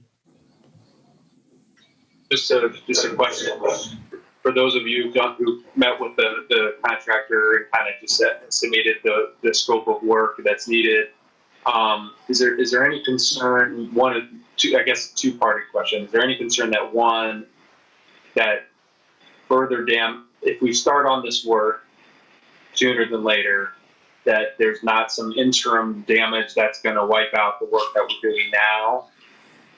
I guess that's one part of, do you get my question? Meaning, is there any risk to the town of starting now versus waiting, or is the person that we've consulted with confident that work that we're doing now, even if there is maybe some additional further creep or potential damage, that the work that we're doing will be protective against some, meaning if the lake's not all the way up right now? Does that make sense? Yeah, the risk actually would be with waiting. If we wait and don't do anything, this is only going to get worse. In fact, we're hoping that we have time to get this done before it does get worse. So we're trying to proceed with all haste to get it done. We're hoping we aren't going to have to do any temporary measures to prevent more damage. But does the solution that's being proposed take into account that if we do get some additional wave action, water gets higher, that it can thwart some of that? I mean, everything's only to a degree. You can only control Mother Nature so much. But I mean, is the thinking that, you know, we don't believe we're at the highest point yet, and we're going to put measures in, and that could still be protective of if there is some further action in the next year? Does that make sense? Yeah, I understand what you're saying, but yeah, unfortunately, the answer to that is God only knows what that lake's going to do. Yeah. Okay. All right. Yeah, there's no guarantee, Nick, that what our proposed permanent protection, whether it'll hold for another 30 years or not. But one thing I can tell you, if we don't do anything, my fear right now is we're almost past the window of being able to put the permanent protection measures in place based on our own processes and what it'll take to get a project of that magnitude bid out. We're trying like crazy to get the engineering firms to get their act together and get something proposed to us so we can have some specifics for the building commission to review. We're trying to accelerate those processes, but right now, if anybody's been paying attention, you can see truckloads of rock going all over the Michigan shoreline and Beverly Shores and everywhere else. It's a very difficult time to get those people. By that I mean the engineers and the contractors mobilized and get the processes, and then you couple that up with the typical municipal processes that we all wrote into our ordinances, and it's a very difficult undertaking to get this sort of a thing done in a short time frame. My fear right now is that we're going to have to go back to temporary, and when I say it's a fear, I think it's a very real fear. We're more than likely going to have to do more temporary protection this fall, because one thing I can tell you, if we wait until October, November to do anything, we'll be right back where we were before. And part of the problem is, if you've been paying attention to the lake, some of our options are now gone. You know, there was a time when you could run construction equipment up and down what was left of the beach to facilitate some of this type of work. Those days are gone. The water in some places is 3 to 4 to 5, 6 feet deep, where we used to traverse with the construction equipment that we need to get to these areas. Now we're going to have to use bigger equipment, even for temporary measures. So it's a very dynamic, moving, dangerous situation. And all of us know last year it was Halloween when this started to occur. So I can tell you with much assurance that in another month or so, 2 months, we're going to be in deep trouble. Did we get the resolution on the stop 20 on that private area? Right now, the ball is in the Stop 21 Club's court. We had some meetings down there. Yeah. Sorry? Stop 21. Did I say that wrong, Jen? Stop 20. I said it wrong. I said okay. 20. Yeah, the Stop. We're in discussions with that group. Again, the ball is in their court right now. We've proposed kind of a general framework. Without getting down into the weeds, I'm not comfortable with the town spending multiple hundreds of thousands of dollars on a private property. So, my feeling is that hopefully we can reach an agreement with them that, they stay involved with, rights of use or in perpetuity or whatever kind of construct we can come up with Chris and their attorney and such that they're satisfied. But I think that's the way to proceed. We did that with the temporary measures. We got permission from them to throw the temporary stuff in, but that was not anywhere near the cost that we're talking about now for this permanent work. Right. They do not have the wherewithal to do any permanent work themselves. I can tell you that. Mm. So Carl, from your presentation, I gather we need to have a meeting in somewhere around a week to approve this bond anticipation note, or at least to sign something. It would be first reading on it, and then probably have a public hearing on the additional appropriation at your October meeting, and then final passage. Okay. And then, so basically tonight would be, if you want us to proceed, just giving us authorization to start proceeding subject to your approval of agreement letters. Well, I'd make a move that to allow Carl to proceed as he's outlined, because time's a wasting. Do I hear a second? I'll second it. That's John Wall. Okay. Any other discussion? One quick point that I'd like to make is people have made suggestions about grants and that sort of thing. If people are aware of any other additional monies that are available for this type of work, we'd be more than happy to entertain them. The problem we have is timeframes. Grant processes are not quick processes, so we don't have the luxury of waiting around for a grant on this type of work. Bob, if I understand this, it would be, we'd put it on the water bill, the additional money? No, this would be on the taxes. Okay. The other thing is, and addressing John Wall, John Mingle has a daughter that works for the government, and there are certain things that we could ask for, but no one's ever gotten back to him. I've told him I'm not comfortable. I don't know what it is, but there's certain projects the government could help us with, and it seems like it would be helpful. So I'll pursue that with him. That'd be great. Okay. Yep. And anything we can find out? Any help we can Mary Lou, just for point of clarification, there's two issues on the table. We've already discussed the stormwater management fee. Yeah. That may wind up on the water bill. That's entirely mutually exclusive from what we're talking about on shore protection. All right. The other thing is, Bob LeMay, I know you got the message from a homeowner that they used to work on grants and stuff, and I think that would be worth it to pursue. It's a lady that lives on Shorewood that used to work for Caterpillar. Mm-hmm. And I think Right. we could pursue her. She knows how to find those type of things that'll help us. Yeah, I emailed her back and told her any help she can give us would be great. Oh, good. Good. Yeah, Okay. sounds good. So we have a motion and a second. Any other discussion? All in favor, say aye. Aye. Aye. Then to have a first reading, that needs to be done fairly quickly. I'm not going to be back in town till next Wednesday. Carl, it sounds like there's some urgency to have that meeting as soon as possible, though, right? We're gonna have a budget and a council meeting Monday, right? Special council meeting on the budget for 2021.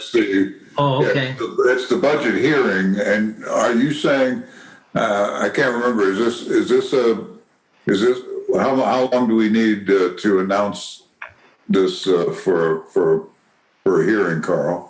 Well, for Monday, it's just really first reading, so there's really nothing other than the council approving the bond ordinance on first reading. And then I think the plan would be to have the council then second reading and consider adoption at your October meeting when you would adopt your budget. And I think typically there would be an additional appropriation, so it's a really short public hearing. That could be done also at your October meeting. I'm closer and he asked me to fold. So basically, Carl, we could add, we already got the budget hearing on the 2021 budget schedule, and we could do a first reading on the participation note too. Yep. Okay. And I would have Chris and I would work together with the bond attorney, and between us, we'll forward the ordinance to you, Bill, so that you can get it out to the council. When would you need that for the council's packet? Well, as soon as, I guess we You could probably get it in the next few days, I'm thinking. Okay, that's fine. So I think the question... Yeah, by Friday or Monday, it's fine. Yeah. The one question I would like some input on is typically you put a not to exceed number in the bond ordinance. Would that be 750,000, or do you want to go up to $1 million? Now you can always issue less, but let's say if the bids came in at 800,000 and we only authorized 750, then the town's going to come up with a difference. So you just need to tell me what's the not to exceed number. 1 million sounds better than 750. Okay. Yeah. With the understanding that if we can, we'll issue less. Yeah. And a repayment term of 5 years, is that adequate? Sounds good. Okay. Do we need to make a motion on that?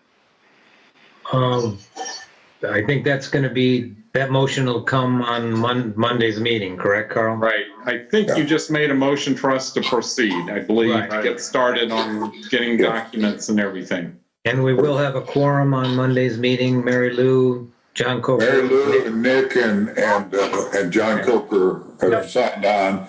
And the others, I don't know where you're going to be, John Wall, if you're going to be close. It should be a short meeting at 7 p.m. I'll try to be able to zoom in. Is it Zoom? Yeah, that's cool. I mean, everybody, Mary Lou and I are going to be in I'll be traveling that. room because we announced that the meeting was going to be at 2400. So we'll be there with our computers, but everybody else, Nick and John Coker and anybody else who, if Bob and John Wall can make it, that'd be great. Yeah. So will you set it up as a Zoom, Bill, or will you just have? Yeah, it'll be set up as a Zoom.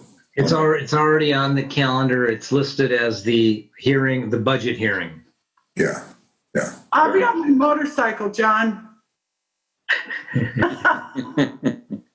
Okay. All right.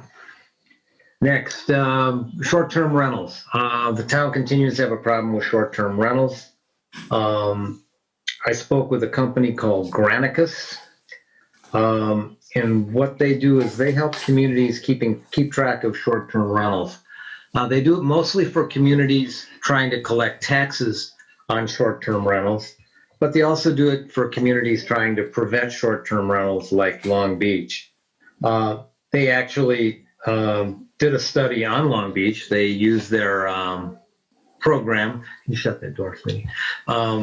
They did use their program to look at all sorts of different websites, Airbnb, RBVO, and all the different ones, in addition to Google search and I don't know what else. But anyway, if I knew, I guess we could do it ourselves. But bottom line was they found that there were 24 rentals, short-term rentals taking place in Long Beach, 46 listings, average of $400 a night. And basically, they can assist communities in basically documenting short-term rentals, and then help you in terms of prosecution if you want them to stop. I asked them, so you guys would go to court with us? They said, that's not a problem. We have so much documentation that in all the communities that we serve, we've only had 2 cases where people have tried to go to court against us because we just have them nailed dead to rights. So basically, their cost is $2,500 a year. That's their minimum cost. And for our town, that's probably what it would be. So basically, I'm just seeking permission to talk to these people, see if we can't get a contract and consider that. I think we can put short-term rentals to bed if we do that. And perhaps maybe even if people spread the word that we are planning on signing a contract with these folks, maybe the short-term rental problem goes away, because the goal is not to collect fines. The goal is to stop the short-term rentals. So I guess I'm basically seeking permission to talk to this company. I think I've sent you guys their information. If you're needing a motion, I make a motion to proceed there. I second it. Any discussion? I would only make one point, Bob. The way they garner their information is they use the same algorithms and artificial intelligence that some of the big marketing firms use. So they have long tentacles and they're able to do this effectively and efficiently. I think it's a great idea. Okay. All in favor, say aye. Aye. Aye. All right. I will talk to Granicus.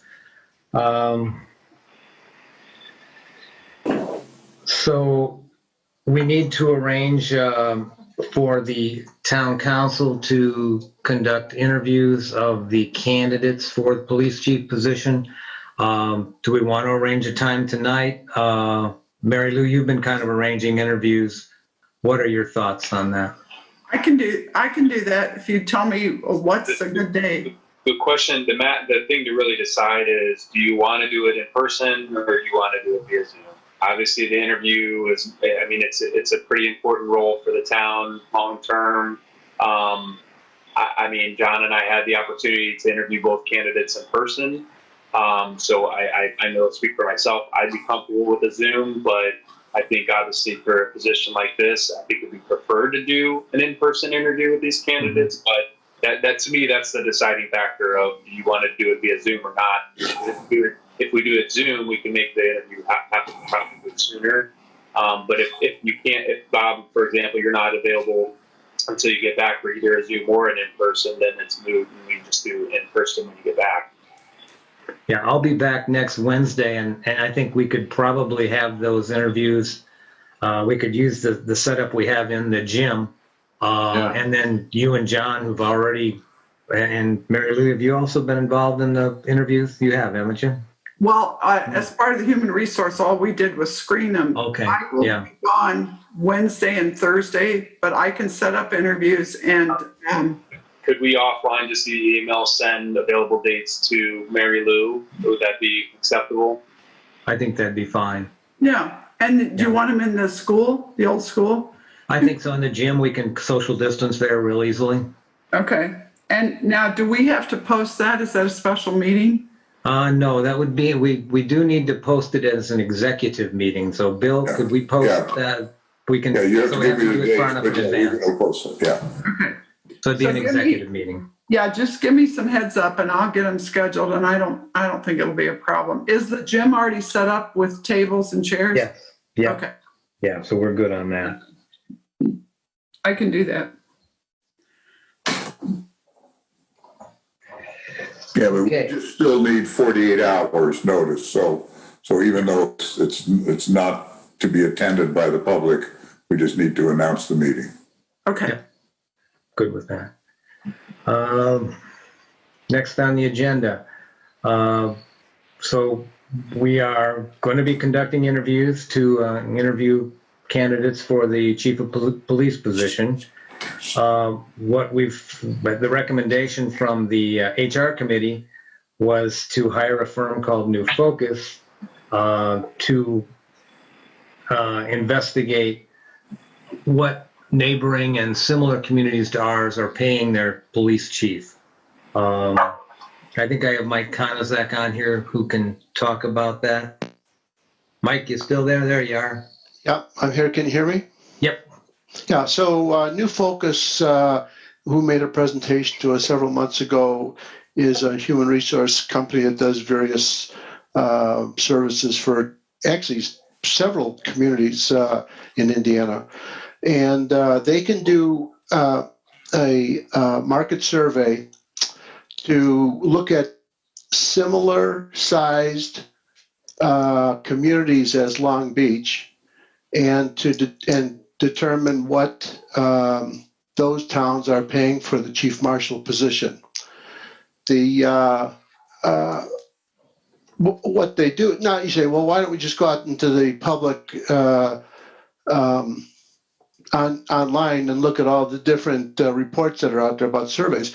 Unfortunately, when people fill out surveys, you don't really know if what they're putting down is actually the right information.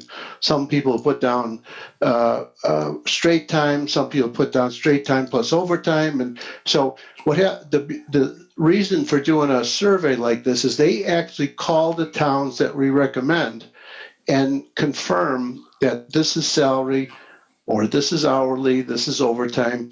They'll look at time paid, they'll look at benefits paid by the community. They really do a good job of comparing jobs from one community to the other.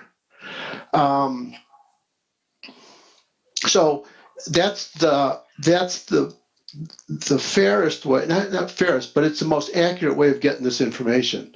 And so we recommended to them at this point that they look at 5 other communities, including Burns Harbor, Porter, Trail Creek, Westville, and Ogden Dunes. These communities have either similar census figures or similar sized police departments. And so they would contact those communities, talk with them, get all the information, and come back with a recommendation as to what is being paid for this position. So anything? Oh, I'm sorry. Go ahead. If you're not done, keep going, Mike. No, do you have any questions? Yeah. Mary Lou, you're on the HR committee too. Anything to add? I know that's expensive to have them do a survey. Well, it's $1,500. Okay, so I hate to volunteer to do this, but Bill and I do little mini surveys all the time. I could do it. Well, they're certified compensation specialists at this firm. So that's up to you, obviously. Yeah, oh, well, I'm okay with it, but, are we afraid that we can't attract and attract a chief marshal with our wages? I think the concern is we want to make sure that our compensation is in line with other communities. Yeah, Okay. we should know if it's high or low or right on, I can interject something here, Mr. President. Mm-hmm. The other towns that Mike just mentioned are one single town. The chief here answers to two other councils besides this one. We're a little bit different and quite a bit unique as far as the police department goes. That's the only thing I wanted to say. And those factors will be taken into consideration when they do their work. They'll compare the job responsibilities for Long Beach's chief marshal with the responsibilities from other communities, and they'll try and get a 70% match in terms of responsibilities. So, but that'll be taken into consideration. I hate to spend money, but I'm okay with, from my point of view, as what Mike has suggested. Any other discussion? I think it's a good idea to have a professional like that to get a separate, unbiased valuation, and the price certainly seems reasonable. Is that a motion? Sure. Do I hear a second? I'll second it, John Wall. All in favor, say aye. Aye. Okay, so we've got a contract. Looks like it needs my signature. Right. Actually, I can make a copy and sign it and drop it off, Bill, tomorrow. Sure, cool. Okay, I'll just put it in the mailbox. Okay. Okay, now the Stop 24 construction observation contract. We talked about that some earlier. So John, we've got a contract that we've already signed. And so the idea is we want the observation to be less. Does that need to be a new contract with them, or? Yeah, right. They are not under contract for any observation engineering work moving forward other than what was in the original contract as far as administration engineering, which is the construction documents and the point that we're at now, and then the progress meetings through the job, which there will be very few, 3 or 4. So I really don't think we need them to do too much. So I anticipate that this new contract that we're asking you to approve will be much less than what this maximum not to exceed number consists of on that document. Yeah, it's this. I'm looking at it. It's literally 7 or 8 paragraphs, and the primary one which you discussed is fees, which is Global proposes to perform the duties at an hourly total for the attached total not to exceed $6,000. So this is another thing that I could sign, if we approve, sign tonight and put in the mailbox? Okay, any other discussion? Chris, have you had a chance to look at that from Global? I think you're muted, Chris. Read it. Unmute yourself. I can't hear you. Chris is muted. I have seen that. Okay. We're doing the opposite there. You're unmuting. Yeah, I have seen sorry. it. So, and as Mr. Wall indicated, it has not to exceed, so pretty standard. We're in good shape. And the other contract that we just talked about me signing, you've looked at too, correct? I have not seen that. New Focus HR. Should we be signing that before our attorney looks at it? That happened to cross my mind. Well, maybe you can approve it subject to review, and I have time to review it in the morning, so. Yeah. Okay. All right, so what I can do, Bill, is drop both of those off in your mailbox. But Right, can I you could scan it, hang on to the one from New Focus until Chris gets a chance to look at it?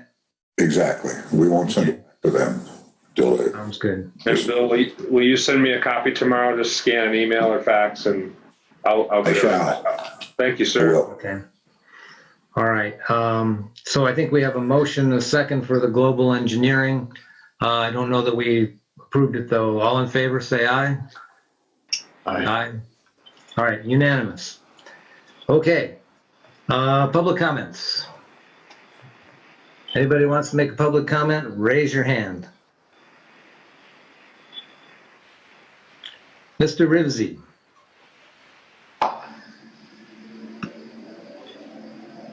I'm mute. There you go. Question is, how much estimated cost will be for issuing a bond?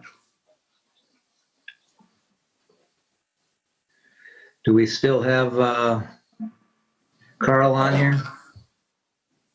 We need his address. Oh yeah, your address, Mr. Yeah, Rivsey? 1636 Lakeshore Drive. Yeah, it looked like Carl's not on any longer. Yeah, I don't think we have Carl anymore. I can't answer that question. Because if I remember right, last time, I think he mentioned somewhere $50,000 to $100,000. If we're going to have $600,000 worth bond and you have $100,000 worth cost, that's about, then it's really very expensive to issue a bond for this kind of cost. I will loan you money, you give me $100,000, I'll give you $600,000 that day and sign the agreement. So I think that we need to look at that very carefully, how much it will cost to issue a bond. Is it worth issuing a bond or not, or going to the bank to get the loan? So Part of the problem, Mr. Risby, is that the state statutes require us to go through certain hoops. I agree with you. It seems abominable, but when you get into this type of municipal financing, I'm not going to pretend I understand it all, but there's quite a few hoops we have to go through as a municipality that we're not allowed to just go out. I asked them that very question when we had these negotiations. I think you were listening in on that meeting, at the budget meeting. I don't know that we're able to do it that simply. But I think then we need to look at the other alternative, because if it's going to cost $100,000 to issue a $600,000 car, and if your project is $600,000, then you may want to add another $100,000 for the cost of the issuing bond, so that way you have enough money to repair this, because somehow that money has to come out from somewhere. So we may have to. Zafar, We already agreed to go to $1 million. yeah. So I think you want to look at that, the other alternative you have. As I said, I mean that you give me $100,000, I'll give you a $600,000 loan, and you pay me a 3% or 4% interest, whatever it will be. I signed the agreement. You pledge your road or building, whatever you want to. I'll issue you a check next day. Maybe we'll ask Carl if we can do that. That sounds like a good deal to me. But I would A lot like quicker. $100,000 to issue that bond. I wish I had you guys' money. Dr. LeMay, I'm just trying to save the money to the community, because I think that's very expensive.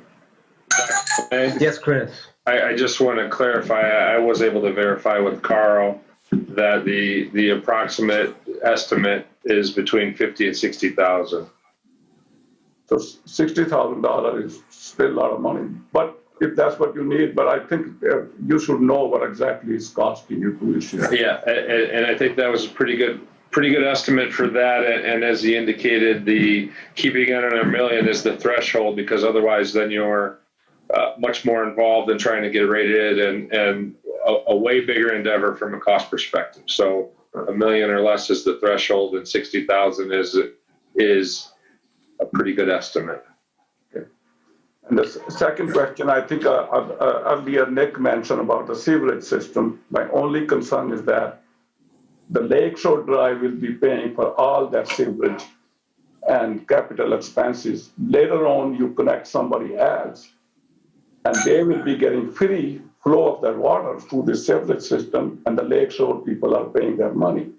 So I think my concern will be that can cause a problem. That it should be considered whoever is connected, then total cost should be added and equally divided for the whole community as you continue to connect, regardless of the previous system or new system. Those should be combined and equally distributed, because otherwise people from the Lakeshore Drive is paying for all that money, and then next door neighbor comes in and say, let me get my water through your sewerage, which you paid for it. How is that fair? It should be, the fare should be equally divided as you carry on connecting, and then as you connect, you continue dividing the total cost between everybody. You're talking about the water system or the sewer system? No, sewerage system. Sewer, okay. Yeah, because once you have on the Lakeshore Drive, if it's a $5 million right now, we will be paying the Lakeshore Drive. And then next door, another street linked with that, they have very small sewerage, but their water is going through it. Through that sewerage system, which we paid for it. Then why can't we have, as you add more, and then you continue divide? If before there was 10 houses, there's 5 more houses added. So now 15 houses should pay for the whole. Are you talking about adding houses on Lakeshore Drive? No, I'm talking about the other street. As they aren't going to be able to. It's not designed for that. Okay, so where they will go? They're going to go down Chastleton. Be a new line down Chastleton. It's going to go that way. Down, it'll be south. Okay. Everything will drain into Chastleton.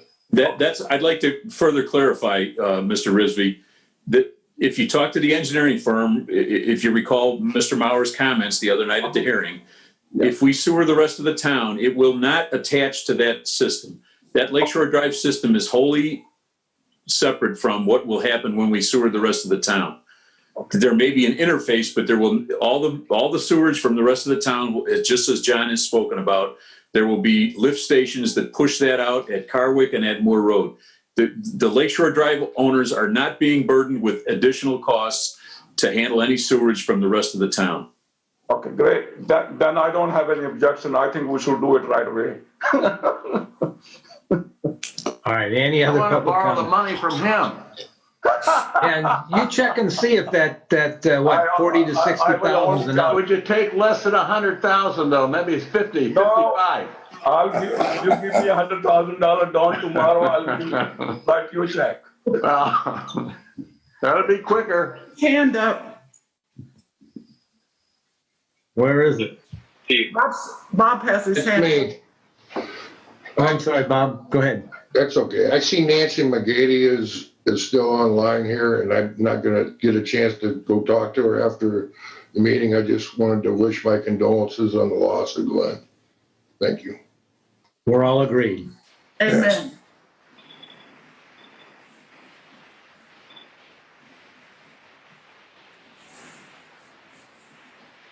I think that's all I have for public comments. Council comments. I had a comment. Where are you? Go ahead and comment and tell us who you are and where you live. Kavanaugh, Stop 21, Long Beach. Mm-hmm. Okay, I'm just going to make this statement briefly, and it's basically to the people of Long Beach. Last year, the town of Long Beach came on my property and scalped my wooded lot. They took down trees and bushes that were planted by my grandparents in 1961 when they came to visit when my parents bought this house. I filed a tort claim because nobody would respond to me from the town council. Joy Smith said, Donna, has anybody come to your house and knocked on your door? When I came to the council meeting a few weeks after it happened last summer, and to this date, nobody has contacted me. But I will tell you that I dropped the lawsuit, although I had a lawyer in Chicago that was ready to go against Long Beach, even though I didn't want to, but I was pushed in that direction. Because you came to Oakenwald, and I'll make this brief, just last week, once again, not letting anybody know that the town was going to start trimming trees for the work that you're doing to alleviate our big lake on Oakenwald that's been there for 40 years, and I'm grateful for that. But I went out and talked to people, and I said, look, I appreciate you trimming the trees. That's the work you have to do, but you should contact the homeowners before you do that. Not make it a sneak attack where they come home from work and their whole street is completely different. And then I said, here's the deal. If you talk to Tom Dolph and ask him in the street department, will you take down this one tree on Oakenwald that's a nuisance to everybody that's on my property, then I'll drop the lawsuit. And 30 minutes later, that was done, and I appreciate that. So that's the deal I made. But I do it out in the open. I don't do it behind my back or behind the backs of people who live in Long Beach. And so I'm warning the people in Long Beach that will be listening to this on my Facebook page. Beware. You never know who's going to come at you. And I personally don't want the sewers. I'm a single person. I don't have family here. I don't have millionaire relatives that contribute to my life. I think that you're asking us to pay for those big McMansions that you allowed to go in after the last houses fell in the lake in the 80s. I just have to say to the people of Long Beach, beware, fight back. Don't let anybody push you around. And I know the leadership right now has a really tough row to hoe. I understand it. I'm in the media. I brought people out here in October when I saw the street failing right down my street. I got the media out here to talk about all the lines underneath Lakeshore Drive so they wouldn't explode or somebody would pay attention. I was on the building commission. You threw me off because I didn't agree with all the seawalls you were putting out there. I started the Michigan City Tree Board. I was on the state board. You have a tree board here? Communicate. Communicate with the people of Long Beach. We put you in office for a reason so that you would represent us.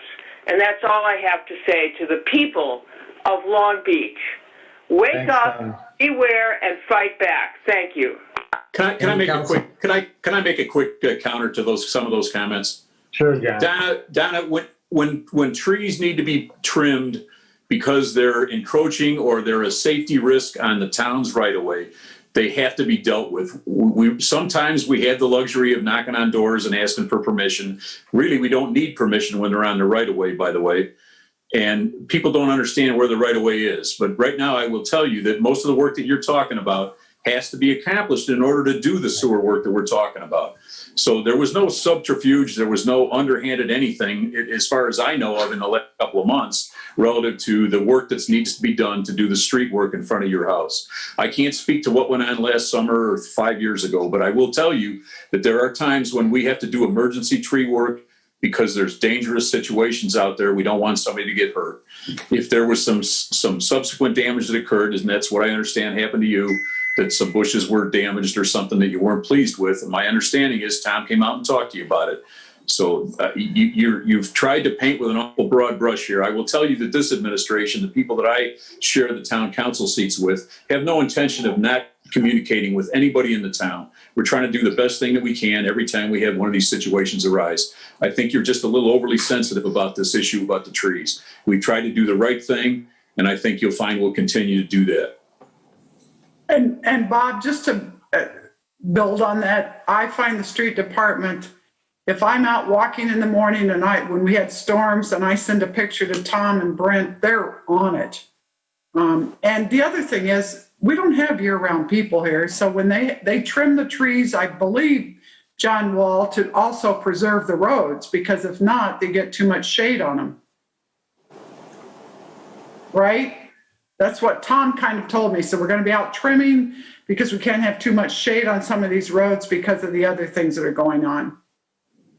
Yeah, there are lots of reasons why we have to trim trees. Sometimes it's dead trees over the top of our areas. Yeah. There was a situation over there on Florimond not long ago where there was a tree that everybody thought was on private property. Turns out it was on one of our alley right-of-ways. So we had to deal with it. It was a safety issue. One of the limbs came crashing down on a private individual's, what do you call it? The jumping things the kids are on. If it, God forbid, if that would have, while the kids were out there, he would have gotten killed. So there are situations, and I'm not suggesting that Donna's situation mirrors that exactly, but there are times when we have to do things that we just have to do. No, they're on it. I mean, they're out patrolling every day looking for things. Okay, any other council comments? Claims approval. Okay, I also have a check, an invoice for $7,166.25 from Brazy Nelson, which doesn't appear on that. So I'll ask after reading this if that wants to be approved too. The claims approval, check number 17416 through check number 17484, totaling $176,184.72. Salaries for August of 2020 were $57,059.11. And then I have this Brazy Nelson invoice, which I want to know if you want to approve. Do I hear a motion to approve? I make a motion. Do I hear a second? Second, John Wall. Any discussion? All in favor, say aye. Aye. Aye. Okay. You already did salaries, Bill? Salaries? Yeah, says salaries August 9.11. Yeah, okay. So I don't think we need to approve anything more. Anything else anybody wants to talk about? Otherwise, I'll entertain a motion to adjourn. Move we adjourn. I'll second. All in favor, say aye.